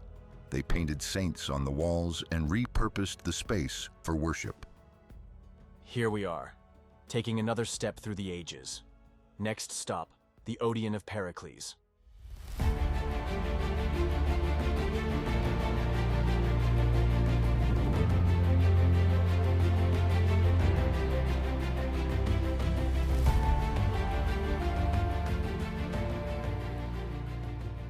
In 443 BCE, Athens built the Odeon of Pericles, a monumental concert hall on the south slope of the Acropolis. Plutarch, the Greek historian, described its interior as filled with seats and a forest of columns beneath a great sloping roof, designed to imitate Xerxes' royal tent. Its timbers came from captured Persian warships, transforming conquest into culture. In 86 BCE, the Roman general Sulla attacked. The Odeon burned. For almost a century, it lay in ruins. Then, in the 1st century CE, under Roman rule, the Odeon was rebuilt, not just restored, but reimagined in Roman style. The foundation remained Greek, but the form was now Roman. The only description we have comes from Plutarch himself. But the ancients never had blueprints like we do today. No architectural plans have survived. Perhaps one day we'll know how it truly looked. But for now, this is my version of the Odeon of Pericles, as I imagine it rebuilt by the Romans. Let your imagination fly.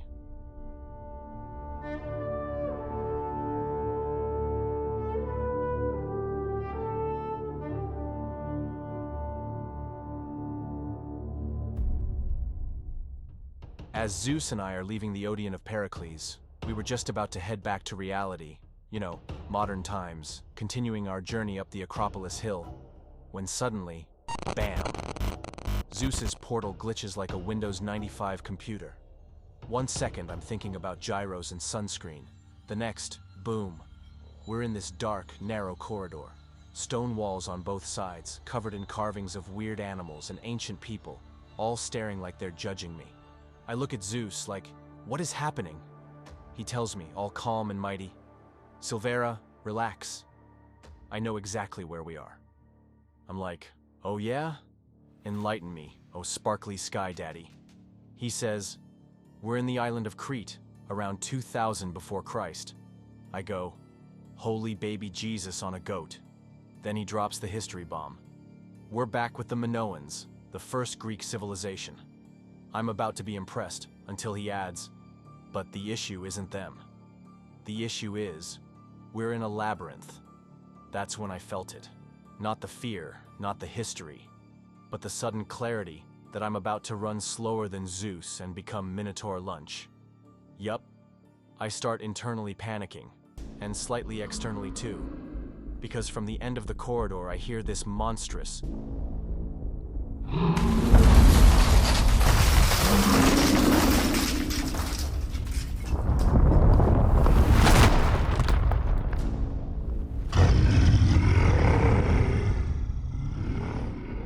Zeus just casually goes, yeah, that's the Minotaur. He's got zero tolerance for YouTubers. And bam! A massive horned creature charges straight at us. I screamed. Zeus zaps us back to reality just in time, and I swear he did that on purpose. That was a Code Brown situation. All right, let's continue our journey before Zeus throws me another surprise. We're now walking by the Stoa of Eumenes. Built around 160 BCE by King Eumenes II of Pergamon, this was no ordinary walkway. Stretching over 160 meters, it had 2 full levels, the ground floor lined with solid Doric columns, and the upper floor crowned with graceful Ionic ones. The Stoa connected 2 iconic landmarks, the Odeon of Herodes Atticus and the Theater of Dionysus, serving as a sheltered promenade. Imagine Athenians strolling here, shopping, chatting, or taking cover from the blazing Greek sun. It wasn't just practical, but also a gift, a symbol of friendship and cultural exchange between Athens and Pergamon. Though time has worn it down, you can still picture its grand facade and the life that once filled these steps over 2,000 years ago. On my right stand the ruins of the Temple of Asclepios. Zeus is ready to tell its story. This is the truth about the tale of Asclepios, the mortal who dared to challenge the natural order. The kid was the son of my golden boy, Apollo. Yes, the one who thinks he's perfect at everything, from archery to singing, and a mortal woman named Coronis. From that mix came Asclepios, a healer so talented he could patch you up faster than Hermes can steal your sandals. But then, he went too far. The boy started raising the dead. Imagine mortals walking around saying, "Oh, death? Yeah, no big deal. Asclepios will fix it." Hades was fuming. His underworld was about to turn into a ghost-free vacation spot. So I did what I do best. I threw a thunderbolt at him. Boom! Problem solved. Still, I'm not heartless. I honored him by placing him in the stars as Ophiuchus, the serpent bearer. That staff with the snake, it's his thing. Healing, renewal, and maybe a warning that you shouldn't try to outdo the gods, or you'll get a shocking reminder from me. I thought my lightning would erase him. But look, even the ruins of his temple refused to fall. It was built around 420 BCE, right when Athens was showing off all its classical greatness. They tucked it right between the Theater of Dionysus and the Stoa of Eumenes. Perfect spot. Culture, healing, and a great view of the Parthenon, all in one place. But don't think this was just one building. Oh no. Asclepios liked to go big. His sanctuary was a full complex, a temple dedicated to him where mortals brought offerings, hoping for that divine touch of health. An altar for sacrifices to him and his daughters, Hygeia, Panacea, the whole medical dream team. The Abaton, a stoa-like hall where patients would snooze and wait for dream visions of Asclepios giving them healing advice. Yes, healing naps. Try explaining that to modern doctors. A sacred fountain because nothing says divine health like holy water with magical vibes. Stoas and courtyards for walking, talking. A few extra rooms for rituals, priests, and what you mortals would call the ancient version of a checkup. Healing back then wasn't just bandages and herbs. Mortals believed that Asclepios would visit them in their dreams during a ritual called incubation. Picture this. You go to the Abaton, fall asleep, and hope the god pops into your dream to say something like, "Lay off the wine, eat your figs, and you'll feel better by morning." My grandson had style, and when people got better, they'd leave ex votos, little clay arms, legs, even livers, to thank him for the fix. Imagine strolling through a hall of floating body parts. You'd think you were in some kind of ancient sculpture shop. But don't ask me for medical advice. My idea of a cure usually involves lightning bolts. And trust me, nobody walks that off. Well, you all heard it. Zeus wasn't a fan of resurrection. And as I was still transitioning into the real world, I ran into Apollo. He warned me about Zeus's surprises. Told him I was well aware of them. I even told him I had killed a minotaur earlier today. Claimed I was basically a legend. We shook hands. He left. Little does he know, my fighting style is mostly strategic retreat, aka running like crazy. Anyway, hang tight. We're nearly at the top of the Acropolis. But first, a quick detour to the Odeon of Herodes Atticus.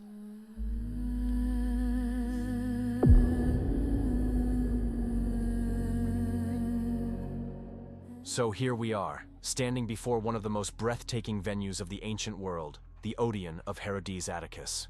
Now, let me take you back for a moment. It's the year 161 AD, and Athens is under Roman rule. A wealthy Athenian aristocrat named Herodes Atticus, a philosopher, a Roman senator, and kind of a big deal, decides to build this spectacular theater. But this wasn't just for show.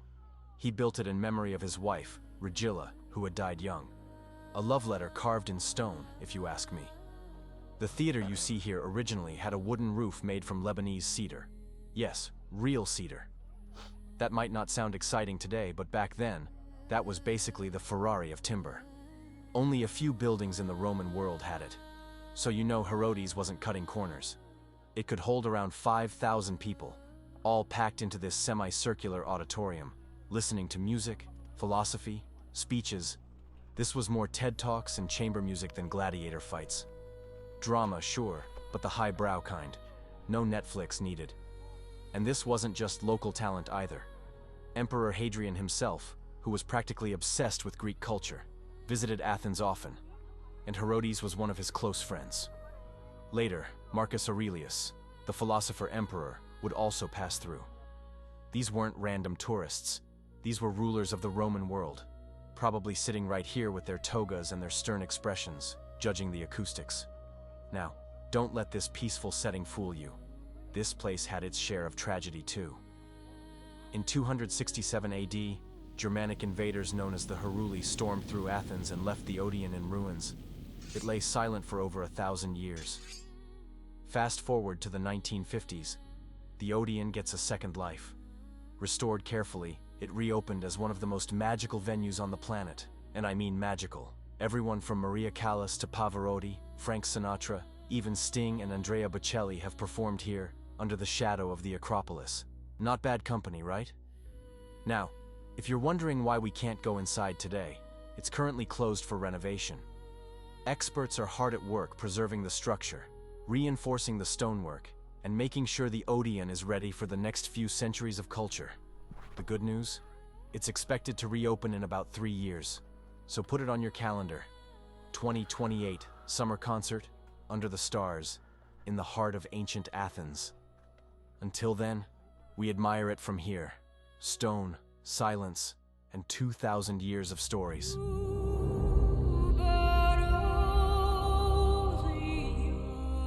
Each step pulls us higher, closer to the heart of history, closer to the summit of Athens. And waiting at the top is no ordinary entrance, but the Propylaea, a colossal gateway, the final threshold before we stand before the gods themselves. The Propylaea was the grand gateway to the Acropolis, commissioned by Pericles and brought to life by the architect Mnesicles. Its towering marble columns rose as the threshold between the bustling city below and the sacred heights above, where temples crowned the hill. To pass through was to leave the mortal world behind and enter the realm of the gods. Although never fully completed due to war, the gateway stood as a lasting symbol of Athens' ambition and artistry. Over the centuries, Romans, Byzantines, Crusaders, and Ottomans all passed through its halls, each leaving their mark, yet none could erase its power. And now, through my reconstruction, I invite you to see it not as a ruin, but as the Athenians once did. Radiant, majestic, alive with history. The marble gleams again. The columns stand proud. The gateway rises as though time itself has stepped aside.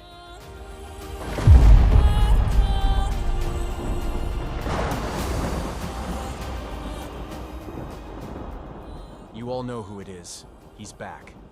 I thought you had returned to Mount Olympus, Zeus. No, my friend.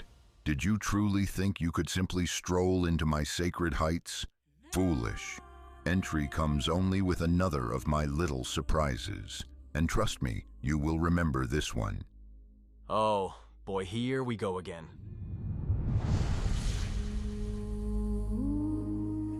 As soon as Zeus and I started going up the steps, the air shimmered. The time around us shifted and boom. In a flash, we were no longer in the present. Zeus had pulled us back to the very moment when the Propylaea was being built, 437 before Christ. That's right, 437 BCE. Look at the Propylaea, rising from fresh-cut marble, alive with the voices of workers, alive with the spirit of Athens in her golden age. Watch closely, for as your eyes pass over it, time itself bends. The other buildings of the Acropolis will appear as they once stood, each scene unfolding before you, moving through your eyes as if you were part of them. The little temple up there, that is the temple of Athena Nike. When Zeus and I stood before it, he told me its story. He said it was the shrine of his daughter, Athena, the bringer of victory. The Athenians built it in the year 427 before our era, after their triumphs over Persia, so that her glory would endure forever and never fade with the dust of battle. Zeus showed me the 4 Ionic columns at its front, rising like wings of marble, delicate in beauty, yet unyielding in strength. Inside, long ago, stood a statue of Athena without wings, so that victory itself could never abandon Athens. His voice grew heavier then. He told me that though the centuries have scarred its stones, every block still whispers of courage, of warriors who once knelt here, praying to his daughter for triumph. And then, with a weight I could feel in my own chest, he confessed that it had been 500 years since he last beheld her. 5 centuries without his daughter's radiance before his eyes. That temple, he said, is no longer only a monument to victory. It has become a monument of absence. Even the king of the gods, master of thunder, feels the hollow ache of distance. And as I listened, I understood. This was not just history. This was a father's grief, carved in marble and carried through the ages. I don't know why Zeus has returned me to the present, and perhaps he has slipped away altogether. But here I am, once more, standing before the Propylaea. I invite you to join me, to walk as the Athenians once walked, through these marble gates, step by step, into the sacred heart of Athens.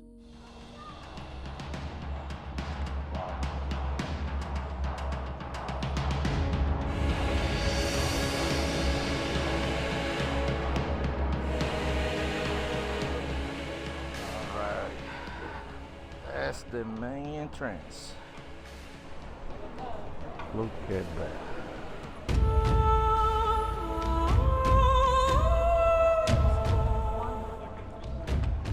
After years of dreaming about this, I'm finally here, inside the Acropolis, right before the Propylaea.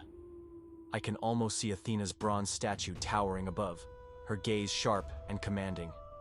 The marble beneath my feet vibrates with centuries of history, and somehow I feel like I'm not alone.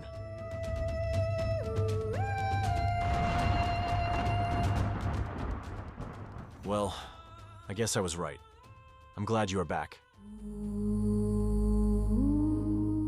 As we walk through the Acropolis, I can't help but think of what Zeus told me. He said this place feels strange to him, because it carries so many memories.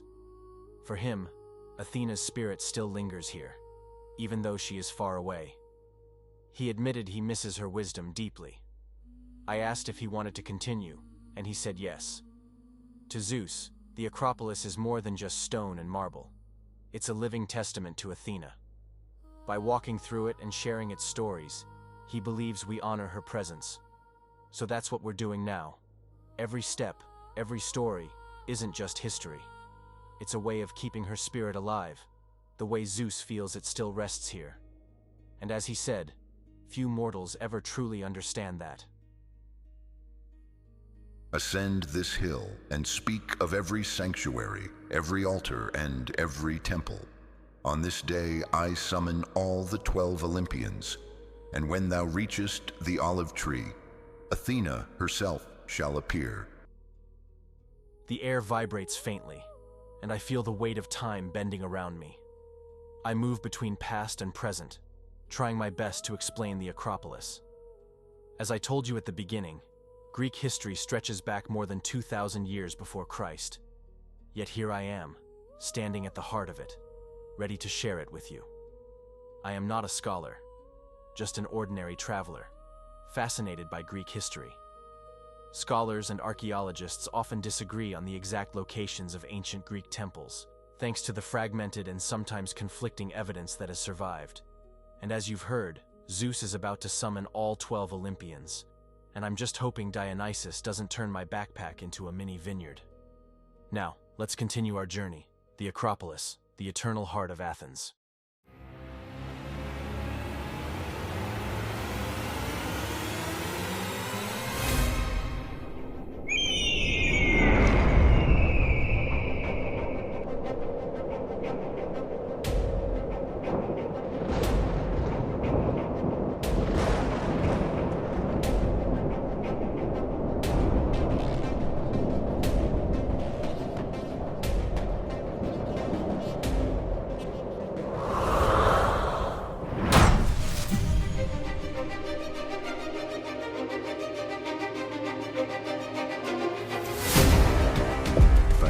Forged her in the days of Athens' triumph.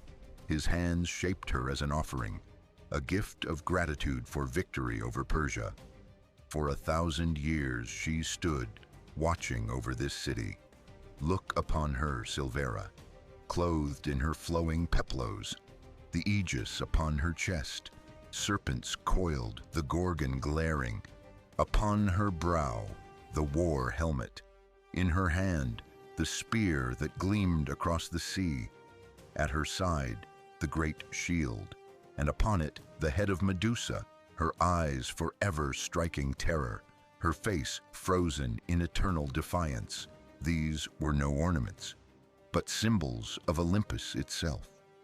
Yet mortals, blinded by greed, tore her away, taken to Constantinople and lost in the chaos, and destroyed by unworthy hands. Here we stand, in the age around 300 BCE, when the Acropolis had already been adorned with its most renowned monuments.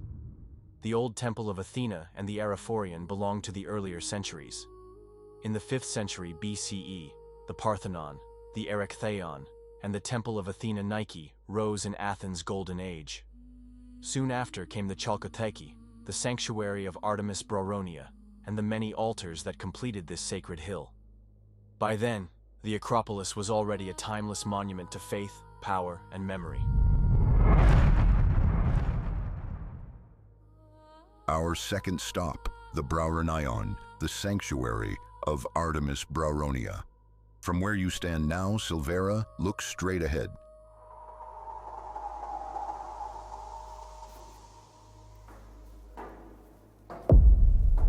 witnessed its construction in honor of my daughter's role as protector of women and childbirth. Originally established during the reign of Pisistratos in the 6th century BCE, the first sanctuary was destroyed by the Persians in 480 BCE. By the 420s BCE, as part of Pericles' grand building program for the Acropolis, it was rebuilt. A Doric stoa with 2 wings enclosing a courtyard that housed a massive bronze statue of the Trojan horse by strong Ilion. Here, women, especially those enduring the pains of childbirth, came to seek her protection and favor. She is my daughter, born of Leto, and from her very first breath, she carried the wild within her. I gave her the forests and the chase, the moon to crown her, and strength unmatched among the immortals. She swore never to wed, yet her heart shields all women, especially the pregnant and those in labor. From the moment she aided her mother in bringing forth her brother, Apollo, into the world, she became the guardian of life itself. Her arrows fly with unerring precision, and her spirit moves through every shadowed grove and mountain path. Artemis, huntress of the moon, guardian of the wild, by the will of Olympus and the power of the storm, awaken. Let marble yield to the divine and rise once more.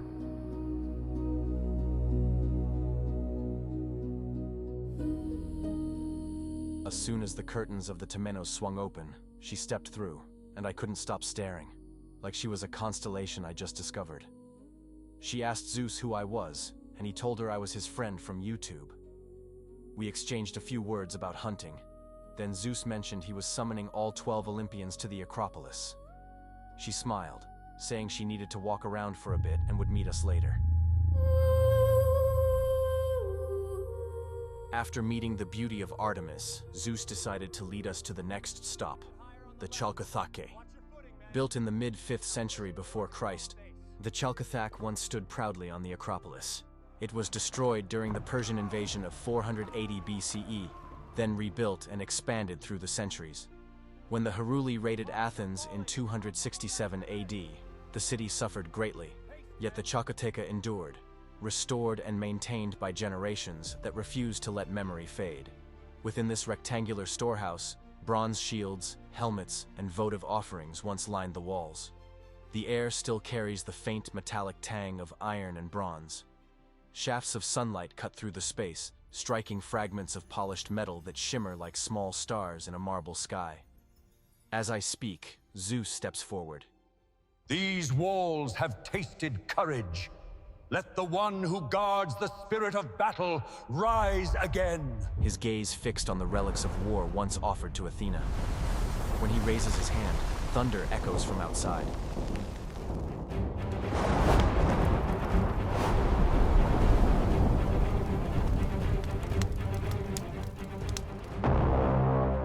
Within these halls, where shields and helmets tell of battles past, I speak of my son, Ares, god of war.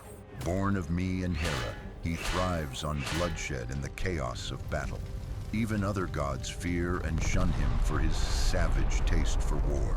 Yet here, among these offerings, we remember his power, raw and unstoppable.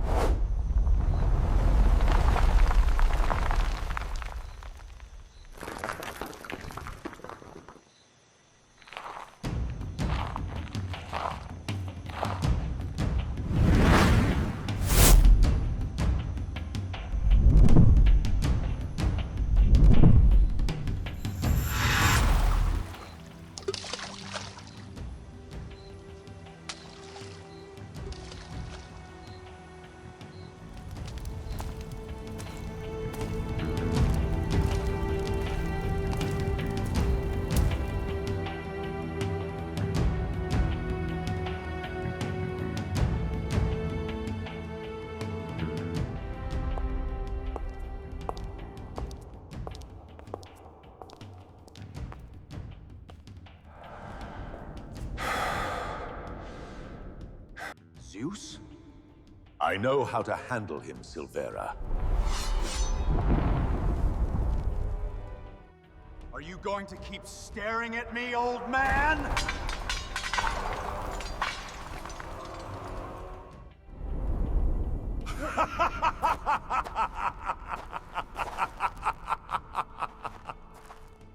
Nice entrance, Ares. Silvera was about to poop in his pants. So you are Silvera? That's me. That was quite a performance, Ares. Tell me, mortal, do you like the Acropolis? Yes. Well, those two clearly have centuries of drama to unpack.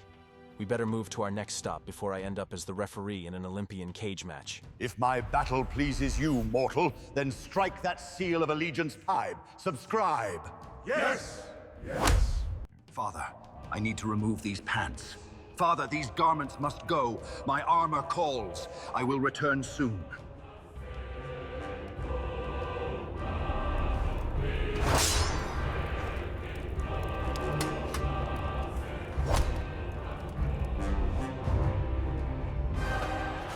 Let the guardian of battle rise again.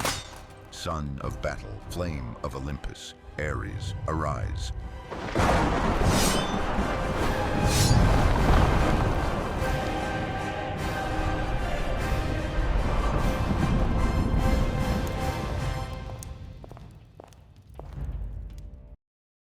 As we stepped out of the Chalcothek, I remember Ares landing on this very path.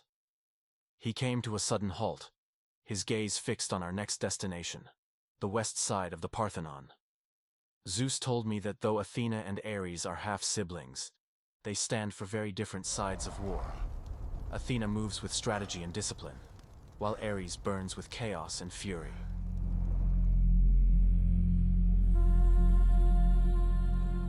Built in 447, and that started 447 BC, and that took 9 years to finish. So was finished 438 BC. Parthenon. That's the circle building, because the first one was destroyed before 447. 447, that's when they started building the new one, which is this one right here. It took 9 years. And all the artifacts that you used to see right on top, the majority are right there at the Acropolis Museum. Designed between 447 and 432 BCE by Phidias, Iktinos, and Callicrates, the west facade of the Parthenon rises before you as both an architectural finale and a gateway into myth. From your vantage point outside, 8 massive Doric columns stand on a 3-stepped stylobate, their fluted marble shafts curving subtly upward, framing the temple's western entrance toward the Propylaea, where every visitor first stepped onto the Acropolis. Above the columns stretches the entablature, divided into triglyphs and metopes. The metopes once depicted the Amazonomachy, Greeks battling Amazons, carved in high relief and vividly painted. Just beneath the roofline, traces of the West Frieze show Athenian horsemen preparing for the Panathenaic procession, the city's grand festival honoring Athena. At the top, the West Pediment, completed around 432 BCE, displayed the contest between Athena and Poseidon, Poseidon striking the rock with his trident, Athena revealing the olive tree, and gods and horses caught in dynamic motion, the decisive moment shaping Athens' destiny. Beyond the outer colonnade, you can glimpse the 4 slender Ionic columns of the Opisthenaos, the rear porch that led to bronze doors guarding the western chamber, which once held the Delian League treasury. And though we stand before it now as a ruin, this west facade has lived many lives. In the 6th century CE, it was turned into a Christian church. Under the Ottomans, it became a mosque. And in 1687, a Venetian bombardment ignited the gunpowder stored inside, blowing through its very center. Then, in the early 1800s, Lord Elgin removed many of its sculptures, sending them far from Athens, leaving spaces where gods once stood. But look now along the temple's flank.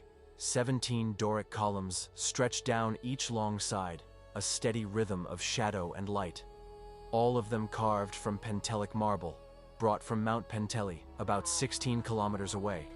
The Greeks cut the marble from the mountain, slid the blocks down on wooden sledges, hauled them with oxen and rope, and lifted them atop the Acropolis using ramps, pulleys, and remarkable skill. The Parthenon stands on a limestone foundation, its structure formed of marble, supported by hidden wooden beams, once crowned with marble roof tiles that gleamed like fire in the Attic sun.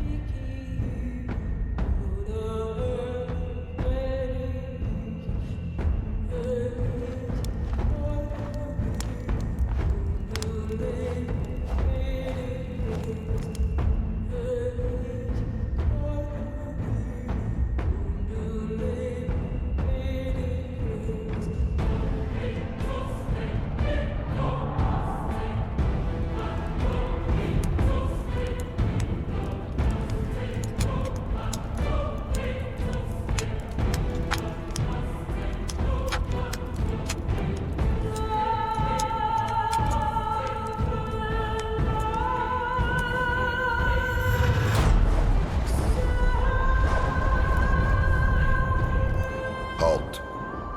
I need to tell you a story about this place. Do not take another step. This is sacred ground, where once only the priests of Athena were permitted to tread. Here, wisdom and reverence shaped the heart of Athens. I'm glad Zeus stopped me. As you all noticed, I was about to walk toward that great bronze door, the one leading to the Opisthodomos. It was once a sacred place where offerings to the goddess were laid, but also where a great tragedy took place. There was once a priestess named Medusa.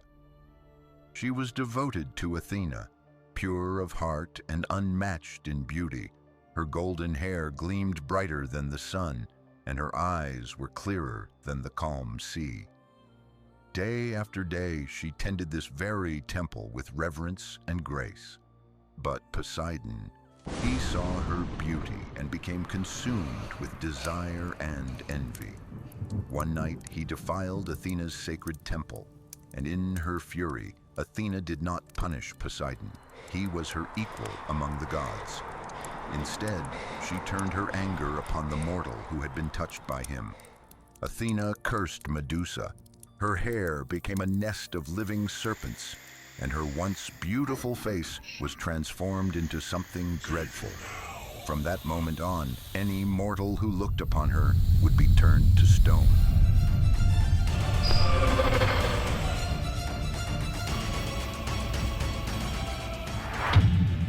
I have a mission for you. Walk with me. The moment we moved forward, the Acropolis shifted. Light bled from the horizon, the wind died, and the marble beneath our feet turned cold as ash. It was as if the world itself had stopped breathing.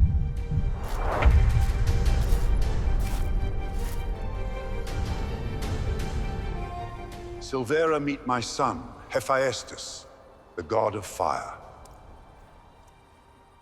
As soon as I finished shaking Hephaestus's hand, Zeus declared that I needed protection for my next great quest, which usually means certain danger with optional trauma. Before I could even ask what he meant, Hephaestus reached out again and handed me a shield. Not just any shield, but a ridiculously shiny one made of celestial bronze. Athena's wisdom and my craft dwell within this. Use it well. Protection? Protection from what? You heard the truth of Medusa's curse. But her tale does not end here. I am sending you to the island of Sarpedon. There you shall cross paths with Perseus himself, the one chosen to face the Gorgon. Even now he journeys toward the ancient city of Sistine, where an amphitheater stands carved into the heart of the earth. It is 1,300 years before your time, an age when gods still walked among men. Here I am, sent to clean up Poseidon's divine drama.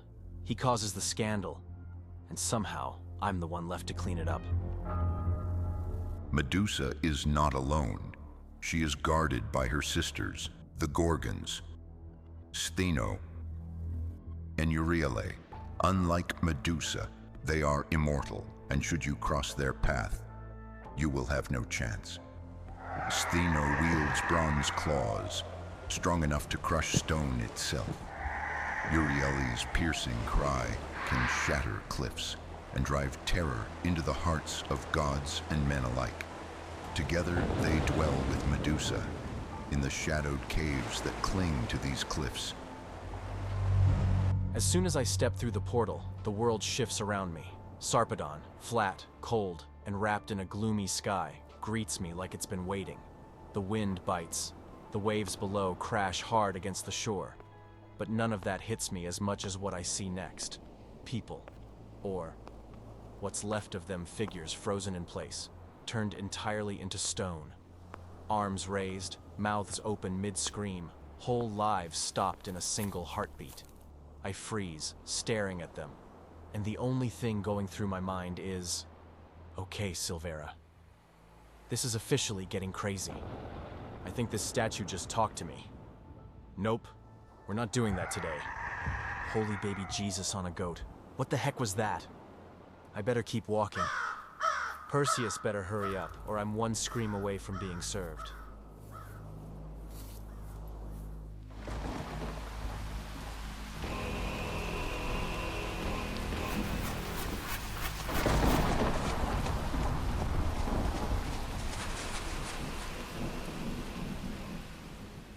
While I'm here at Sarpedon, Dionysus shows up at the Acropolis. Surprise. Father, where is Silvera? Silvera is on vacation in Sarpedon. Yeah, right. They're all teasing me, and Dionysus arrives with wine because he sensed drama from miles away. But I was shocked. After they finished laughing, Dionysus shot off to Sarpedon to aid me, shapeshifting into a divine lion mid-flight, while I stood there completely clueless. As I'm thinking this through, Perseus and I technically have 3 problems to deal with. Well, technically I do, since Perseus hasn't even arrived yet.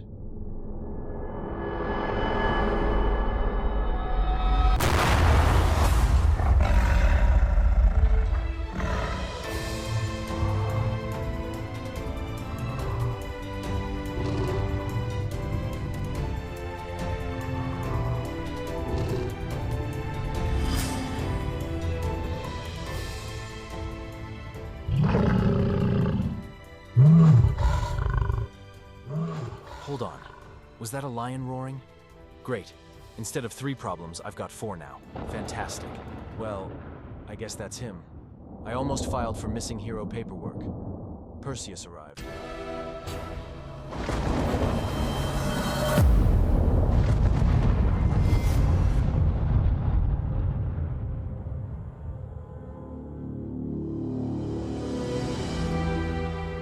That was a nice landing. Let's hit pause on this divine drama and zip back to the Acropolis for a minute.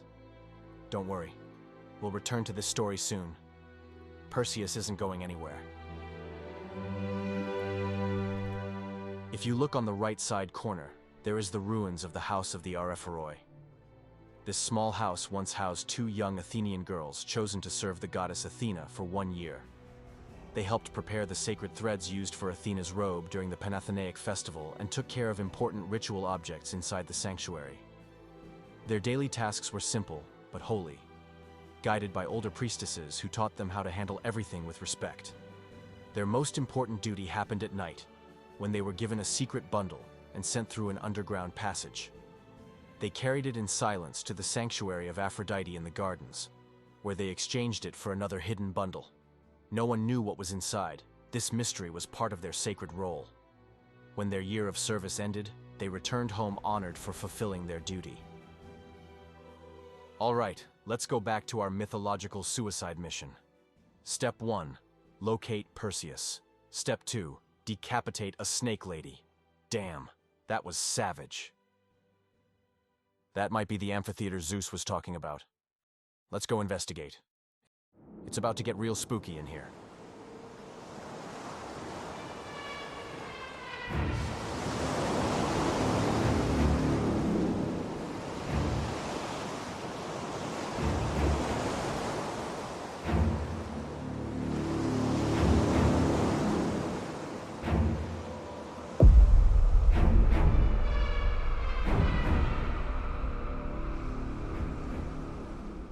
As I approached the amphitheater, the change began.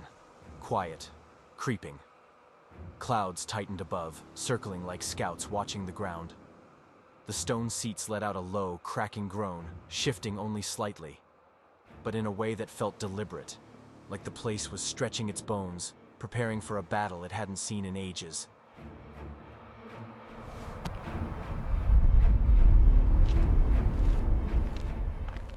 Once I stepped into the cave, it wasn't just the theater shifting, my face was changing too. A lone torch on the wall suddenly flared to life, as if it had been waiting for me, stirring a sharp pull of curiosity, and a warning that something in the dark had awakened. As I walk deeper into the cave, a faint light flickers at the end of the tunnel.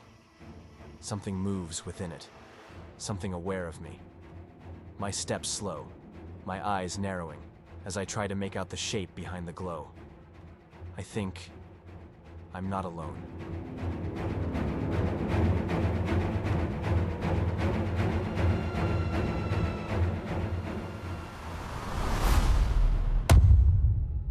Yep, that was him. Nice to meet you too, Perseus.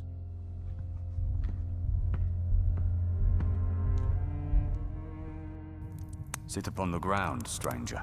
Speak your name, and tell me what winds, beasts, or curses drove you into my path.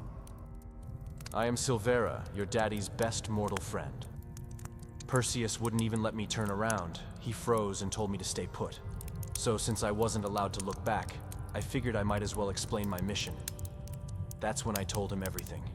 Why I was there, what Zeus wanted, and how I ended up with a very tense hero standing right behind me holding a very sharp sword. After finishing my story, I said, "All right, now you, why were you chosen to eliminate Medusa?" It began with King Polydectes. He lusted for my mother and demanded of all men a gift.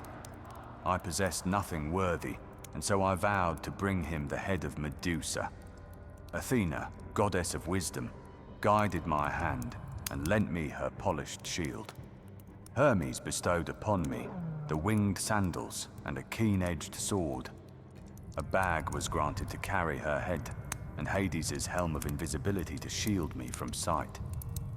Thus was I set upon this perilous quest, a demigod facing the dread of Gorgon.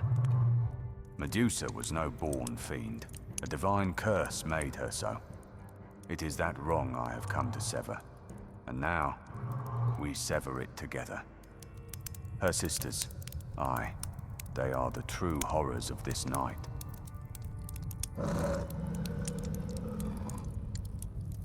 Perseus. Unless that lion turns to stone, we're both snacks. Perseus. No more questions.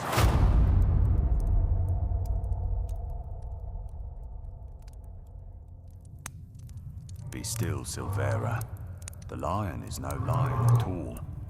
It is Dionysus, my half-brother.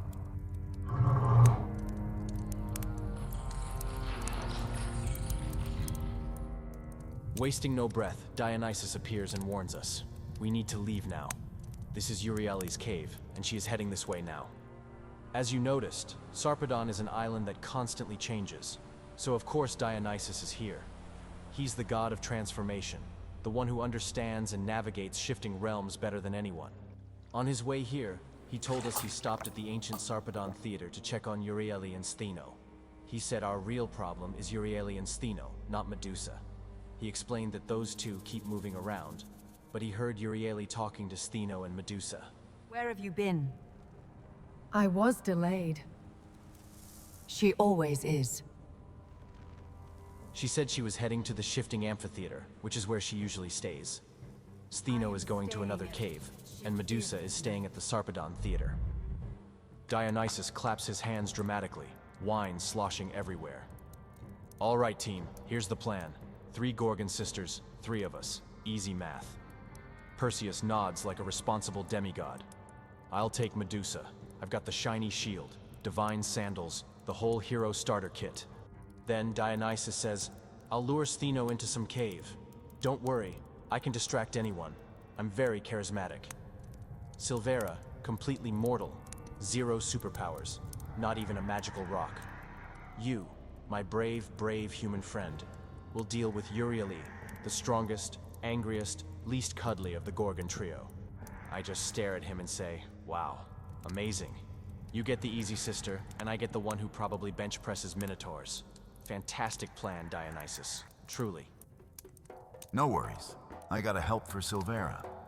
A chicken. Exactly like that. Dionysus pops in holding a brown chicken. Ah, unlucky omen, he says. Then he makes a white chicken appear and goes, here, warranty replacement. If I have to die today, I want die drunk. Dionysus didn't waste time. Wine flowed, we chugged like champs, and I figured if Euryale was going to turn me to stone, I might as well be a slightly tipsy statue.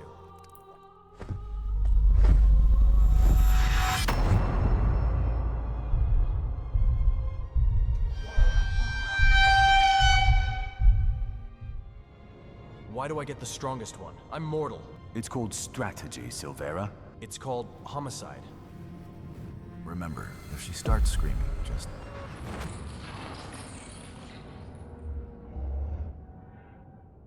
try not to die.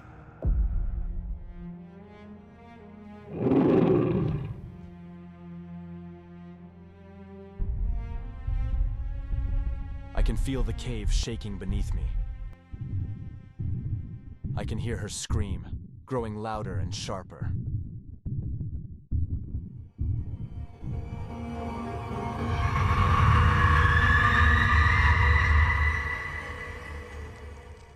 Facing Euryale in her own cave is basically volunteering for a burial. So, I have to trust Dionysus's plan. If I can lure her from the Sarpedon Theater, Perseus will have his shot at Medusa.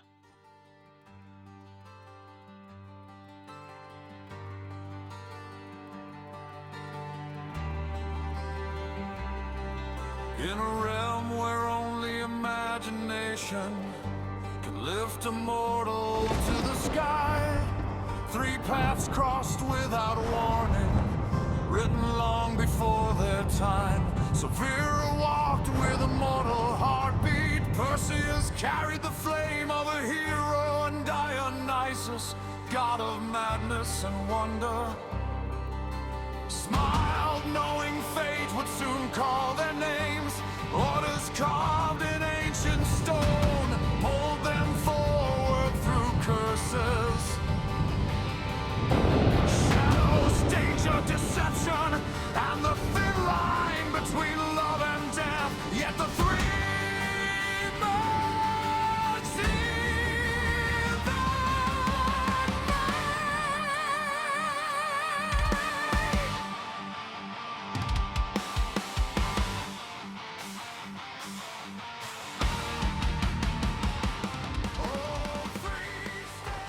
When the big rocks started to fall, I knew it was time to go.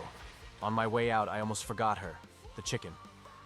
There she was, just chilling by the exit like a true mythology boss. I looked at her and said, I need a name for you. Sacrifice? Bad luck. Nope. Taco Bell it is. All right, Taco. Now let's run before we end up as cave decoration statues.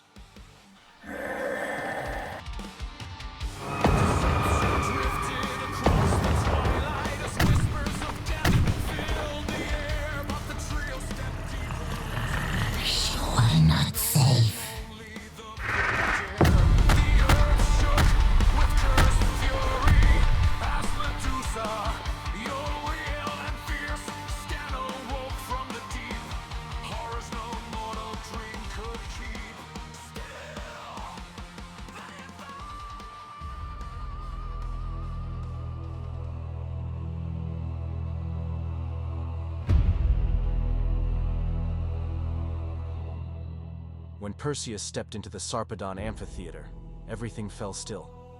Souls drifted down from the sky, settling into the seats like glowing ash.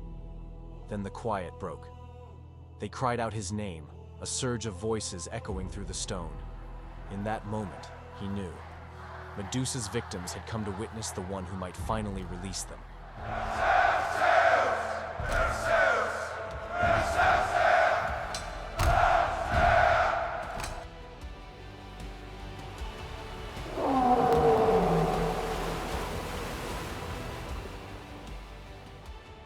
After Dionysus burst from the cave, he ran straight toward the cliffs where Stheno dwelled. He roared, raw and thunderous, his voice crashing against the stone and the sea. This was no god of laughter, but a hunter calling his prey. He then slipped into the cave. He knew he had to stall Stheno while Perseus faced Medusa, and while I ran from Euryale. Slowly, he shifted. A bat now, wings stretching wide, fangs glinting, mane wild. A monstrous, ridiculous spectacle. The curse no soul can withstand.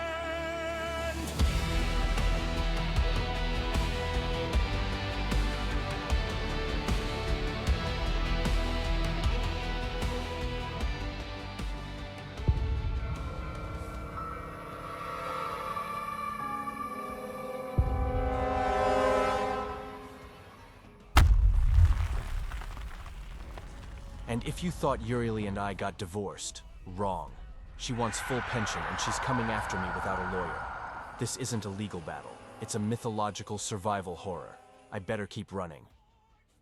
Silvera, coming.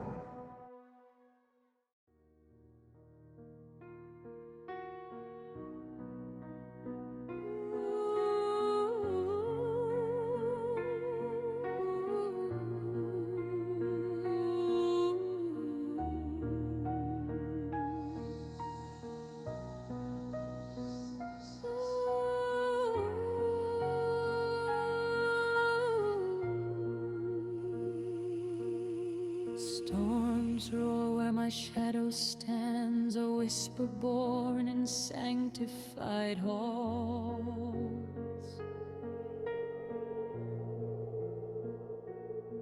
Once I walked as a priest of the old, pure in the temple of wisdom and dawn.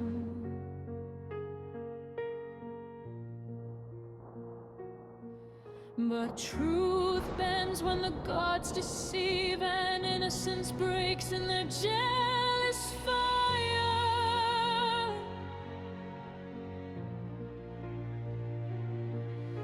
They cursed my face for another's crime, turned my tears into stone and desire to dust. I was exiled to the edge of the world where the winds speak in broken tongues.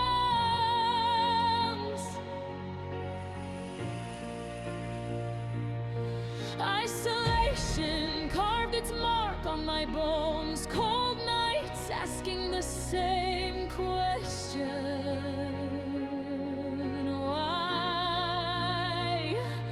Why did the heavens turn their face? Why did love collapse into fear?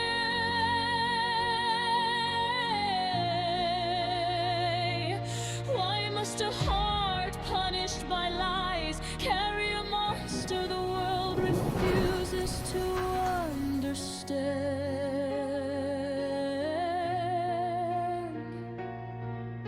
For 5,000 years I lived in darkness, a soul imprisoned beneath my scales. The silence became a kingdom, the shadows became my shield. Every heartbeat echoed loss, every breath replayed the night.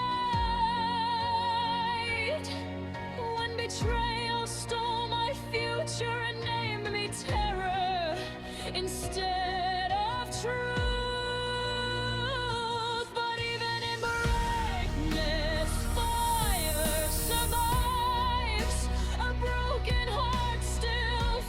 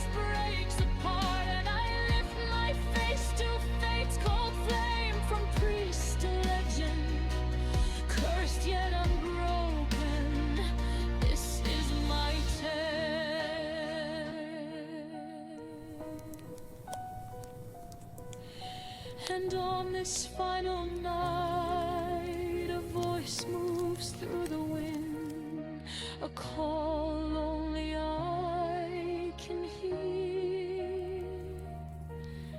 It whispers through my scars, telling me my long struggle is nearing its last horizon, that the chains around my life, forged by gods and grief, are about to fall away. My curse trembles. I feel the release approaching, like a distant dawn after ages of night.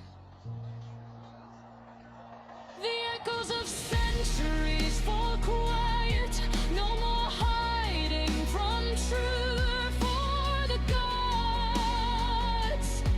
No more burying the scream inside. Let them fear me, let them finally see me. For the end is a beginning, and destiny has stepped forward to claim my name.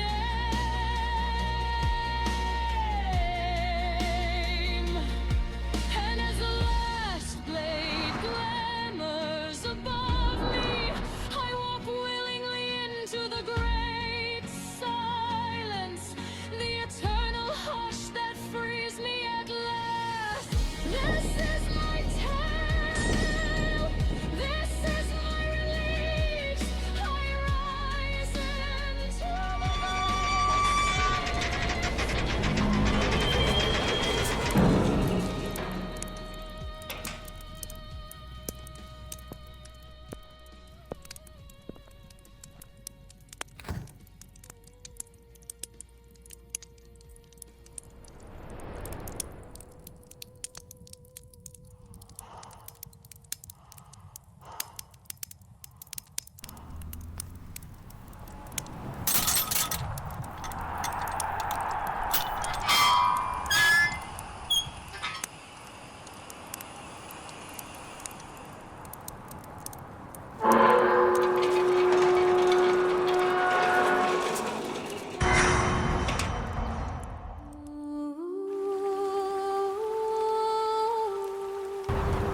You, subscribe.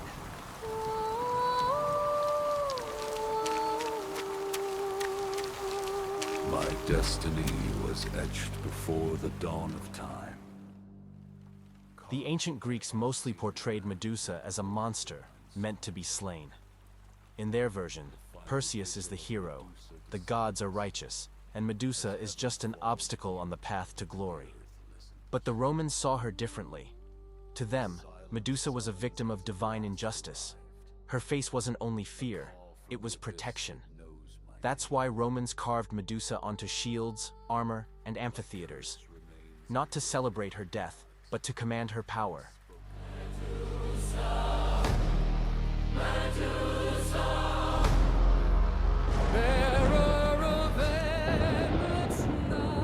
This isn't just a battle, it's two worldviews colliding. A hero chosen by the gods, stepping into the arena, and a woman the gods themselves destroyed. Before engaging Perseus, Medusa looked to her right, and there she was, the goddess of wisdom and war, the one who cursed and exiled her. In that instant, Medusa saw not a god, but the author of her suffering. Perseus stands firm, shield raised, its surface gleaming like a flawless mirror. He does not strike, yet. He holds it before Medusa, forcing her to see what the world fears. The writhing serpents, the gaze that turns flesh to stone, the monster she has become. But Medusa lashes at it, serpents hissing, and then lunges, delivering a series of powerful, crushing kicks.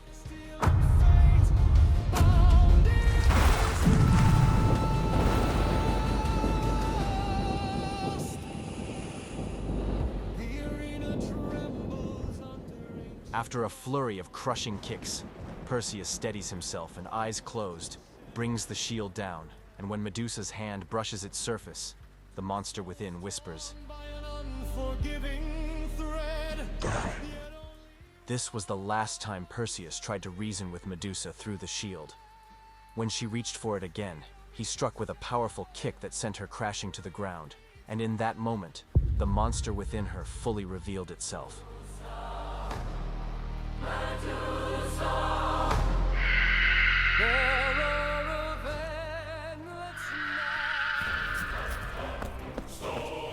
While Perseus was dealing with Medusa, Taco Bell and I were running from Uriel. The only reason we were moving that fast was Taco Bell. The moment I grabbed her, it was like activating some forbidden poultry power. My legs weren't mine anymore. I was sprinting against my will. She took us straight to a cave, and had no idea what she had planned for Uriel. Speak in every beat, gold steel, glitter on the hill, one roar, one unbroken. That's when I knew she wanted down.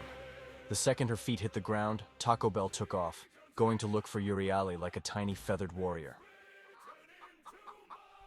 When Uriel arrived in the cave, she shifted into a stunning blonde, probably hoping I'd stop and admire her. Instead, she met Taco Bell in a hallway, and the chaos began.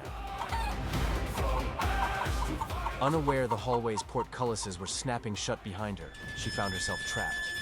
At the exit, Taco Bell strutted confidently, pecking the air like a tiny, feathery genius.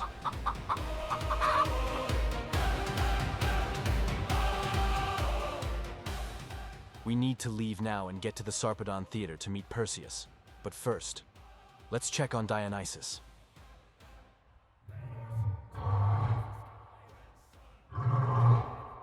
Yep, the tiny bastard bat waddling around is Dionysus, and he's roaring like a full-grown lion every 5 seconds without missing a beat. The tinny little bastard is driving Stheno completely insane.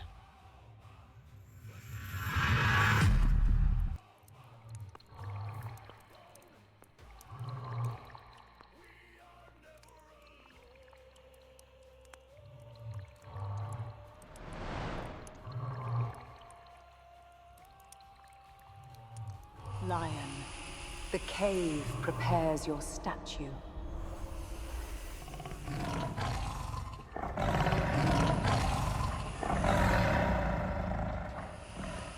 Gorgon, your gaze is spent. Stone will not take me. This night is Medusa's last. As you can tell, Dionysus is holding Stheno back in the cave while Perseus confronts Medusa.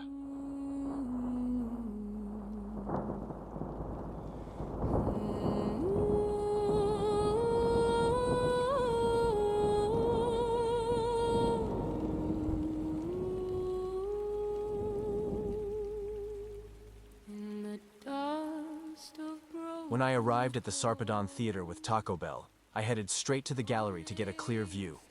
Medusa was fully transformed now, taller, faster, stronger, and Perseus was desperately searching for an opening, but she wasn't giving him one. Leaning toward our sky.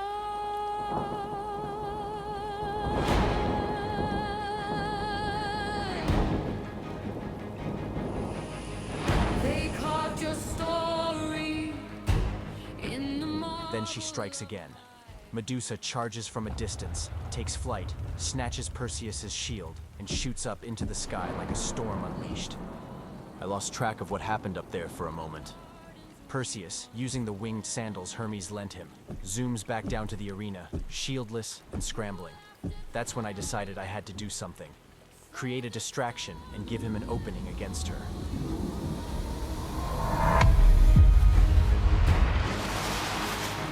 Now your shadow sits beside my throne.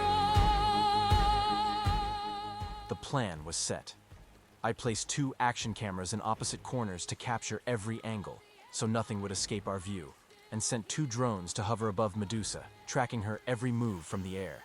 Then, using the shield gifted to me by Hephaestus, I mounted it on the wall at a 45-degree downward angle. Rise again from the fire through the roar,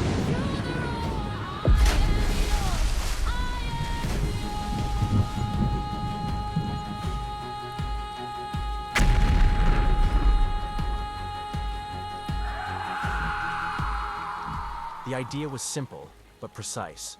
The shield would catch the light, reflecting it toward Medusa to draw her attention. At the same time, the cameras and drones gave me eyes everywhere, letting me anticipate her movements and react in real time. As her gaze locked onto the flashing shield, I could move unseen and give Perseus the perfect distraction to strike. Your echo on their tongues shakes the valley down. Her reflection locked onto the shield at the perfect moment. She had no idea Perseus was coming from behind, flying silently with the cap of invisibility given to him by Hades. Calls you back, calls you home, ancient son of the empire. Rise again from the fire, through the roar. I am yours, I am yours.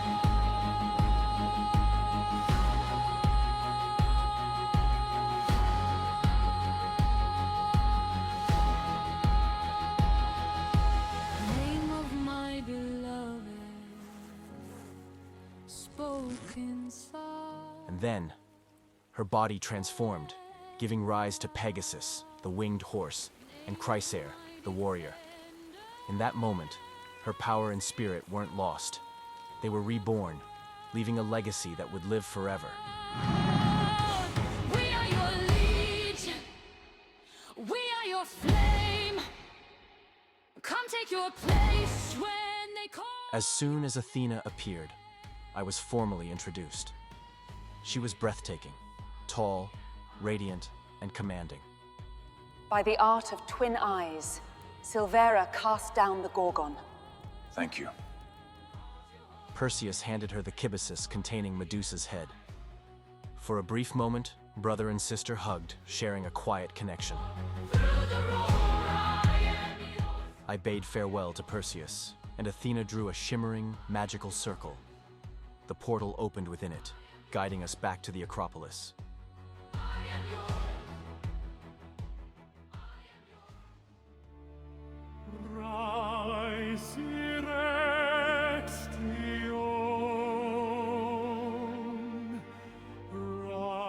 The temple was divided into separate areas. The eastern part was dedicated to Athena Polias and housed her ancient cult statue, while the western side contained shrines and altars for Poseidon Erechtheus, Hephaestus, and other heroes. Was the first temple dedicated to the god Athena and the god Poseidon.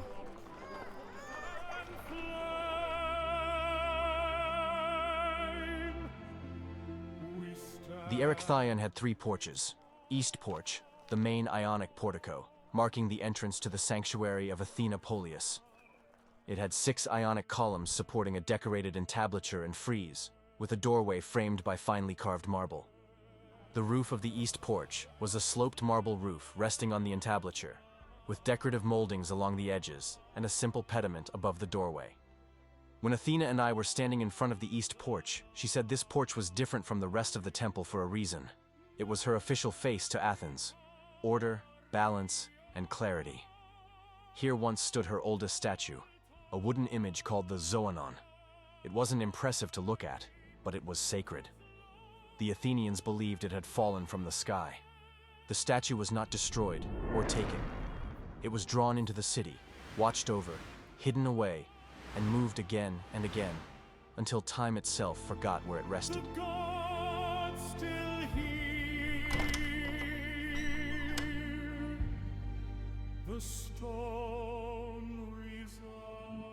The south porch, known as the Porch of the Caryatids, is the most famous porch of the building. Here, 6 sculpted female figures replace traditional columns and support the roof. All 6 originally stood on the Acropolis. Today, the figures seen on the Acropolis are replicas. 5 of the original Caryatids are preserved in the Acropolis Museum here in Athens, and the 6th is housed in the British Museum. North Porch, a large columned porch that provided access to the western interior shrines. Here, the ancient Athenians believed Poseidon struck the rock with his trident, leaving marks in a saltwater spring known as the Erechtheus Sea. Just beside it stood Athena's olive tree in the Pandrosion. the gift that won her the city and its name. Poseidon God. According to ancient tradition, a statue of Poseidon stood within the north porch of the Erechtheion, presiding over the sacred marks of his trident and the salt spring born of divine wrath. Whether carved in stone or remembered through cult worship, Poseidon's presence there was felt as absolute, claimed by myth, ritual, and the living memory of Athens itself.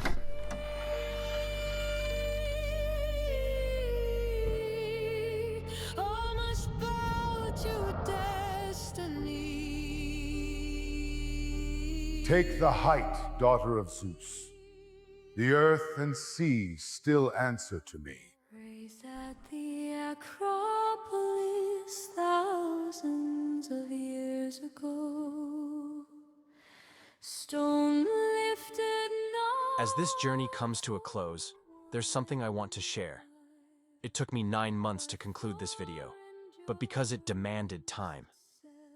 A place like this asks you to slow down, to listen, and to respect the details that often go unseen. Watch crowns change hands. Watch time try. This is the east facade of the Parthenon. It was the first side built. 8 Doric columns define this sacred front, each deliberately adjusted, leaning slightly inward, swelling at the center, thicker at the corners. These were not mistakes, but calculated decisions shaped by how the human eye perceives form. The facade faces east, toward the sunrise. That choice mattered. Every morning, light reached this side first, marking the beginning of ritual. Here, stone, light, and belief came together. Above me once stood the east pediment of the Parthenon. It depicts the birth of Athena, not as mere decoration, but as a story that explains why this building exists. Athena emerges fully armed from the head of Zeus, wisdom made manifest, while the surrounding gods bear witness. At one end, the sun rises, at the other, the moon sets, framing the scene in cosmic order. This pediment sends a clear message. Athena's existence legitimizes Athens.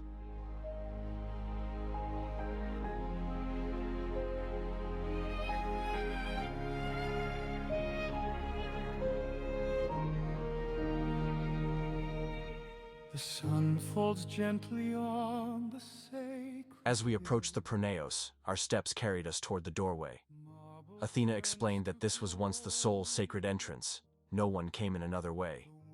During festivals, priests would make their way from this very path, and the Panathenaic procession would always conclude here. Outside, sacrifices took place. Inside, worship unfolded. She pointed out that the doorway was perfectly aligned so that the first rays of morning light would strike the cella directly. But she cautioned me. The interior itself is intentionally shadowed. Within, rows of columns rise in 2 tiers, not as decoration, but to bear the weight of the roof and to frame the statue at the heart of the space. Every element exists for one purpose, and one purpose only. She added that during the Roman period, the temple was converted into a Christian church for nearly 1,000 years, and that the Romans did not significantly damage the interior. She stated that the greatest interior damage to the Parthenon occurred later, during Ottoman rule, when it was altered to function as a mosque, a period she described as lasting around 350 years. After learning so much about the history of her people, I finally asked her something deeply personal. The question I had carried with me through this entire journey with Zeus finally rose to my lips. Why 400 years without seeing her father? How could so much time pass without his presence? She did not answer the question. With a calm older than centuries, she said, "Gratitude is given, Silvera. What you have raised now stands before the eyes of the world."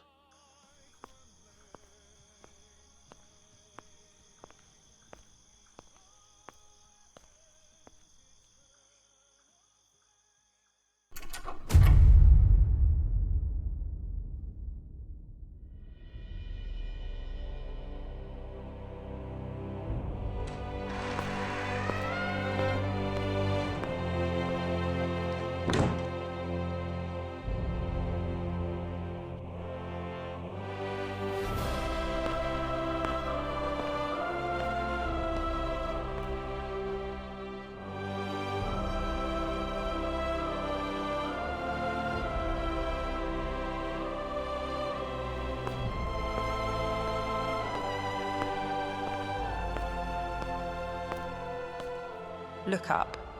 You see not a statue, but an argument carved in form. The spear is upright because wisdom does not rush. It stands ready. Defense before conquest. The shield turns outward. Upon it are the battles of Amazons and Athenians. Order set against chaos. War is remembered here, not glorified. At my feet coils the serpent Erichthonius, earthborn Athens itself. I protect the city because it belongs to the land, not because it rises above it. In my right hand, Nike stands small. Victory is never the god. It is only the result of discipline and reason. On my chest rests the Gorgonaion.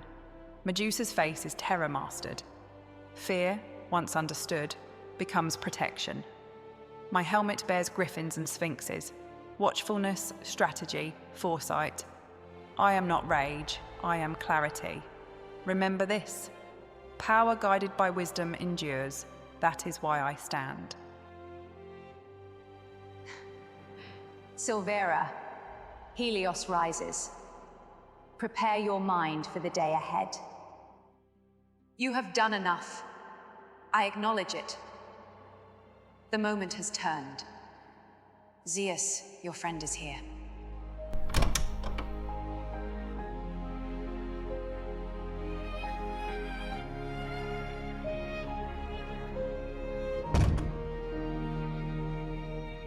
The sun folds gently on the sail. When Zeus arrived, there was no lightning, no thunder, no dramatic storm. That's what surprised me first. He stepped forward quietly, powerful. Yes, you could feel the air change, but he didn't come to dominate the sky. He came for her. And I remember looking at his eyes, empty of rage, empty of pride, full of the kind of loneliness that comes from protecting the people you love, in silence. He looks at Athena, and in that look you can feel the years that passed between them. Not anger, not dominance, distance. Then he said something I will never forget. He said he searched for her not as king of the gods, but as a father. And in that second, everything shifted for me. I wasn't watching mythology. I was watching love push past pride. Standing there as a mortal, I felt how small I was, but I also felt how human that moment was. It taught me something I didn't expect to learn that day. Don't wait. Don't let silence grow. Don't let pride win. If someone belongs to you, tell them. If you love them, say it. I got a surprise for you, Silvera. The Circle of the 12 must stand whole again. Athena and I are here. Now, I summon the others. So you, mortal, may witness Olympus before your journey ends.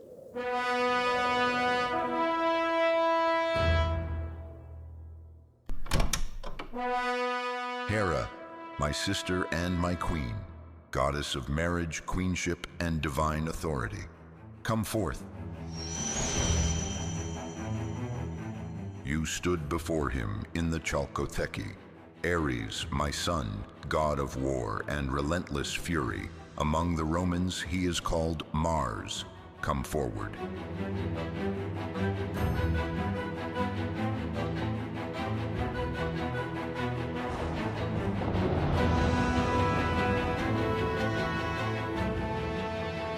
God of the sea, of thunderous storms, and of the trembling earth itself. When the oceans rise, it is by his will. When the ground quakes beneath mortal feet, it is his trident that has struck. Among the Romans, he is called Neptune. Poseidon, my brother, come forward. Silvera, you have earned my respect. In the matter of Sarpedon, your loyalty did not waver. You do not need to be at the door for this one, unless you wish to be introduced to my lightning personally. Goddess of the moon, the hunt, the wild places untamed by men, protector of maidens and breaker of arrogant hearts. Among the Romans, she is called Diana, Artemis, my daughter.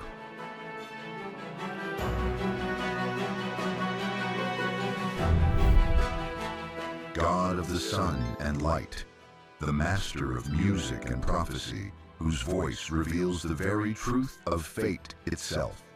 He is the divine healer who restores life, yet also the bringer of plague, holding power over both creation and destruction. His radiant light exposes all things, guiding the world with reason, harmony, and unmatched perfection in art and spirit. Come forth now, my son, Apollo. Silvera, the mighty Minotaur Slayer. Sure. God of fire, the forge, and unmatched craftsmanship. From his hammer were born my thunderbolts and the weapons of Olympus. Once cast down, yet unbroken, he turns flame into power. Among the Romans, he is called Vulcan. Come forward, my son, Hephaestus. God of travelers, of messengers, of trade, and guide of souls through shadowed paths. Known to the Romans as Mercury, you move with speed and cunning. Hermes, my son, fleet and clever beyond all others. Travel well, Silvera. Every road you walk is under my watch. Goddess of the harvest, of fertile fields, and sacred agriculture. Through her hands the grain ripens, the earth blooms, and life itself is sustained. Among the Romans, she is called Ceres, my sister, Demeter. Born of the heavens and risen from the sea's sacred foam, goddess of love, of desire, of beauty that bends gods and mortals alike, her whisper can spark devotion or ruin. Among the Romans, Venus, my daughter, Aphrodite. Silvera, if you faint, I am not catching you. Okay, Zeus. There is one left, and I want to make his introduction. God of wine, celebration, ecstasy, and the freeing of the spirit. He once stole my backpack and my black t-shirt and gave me far too much wine.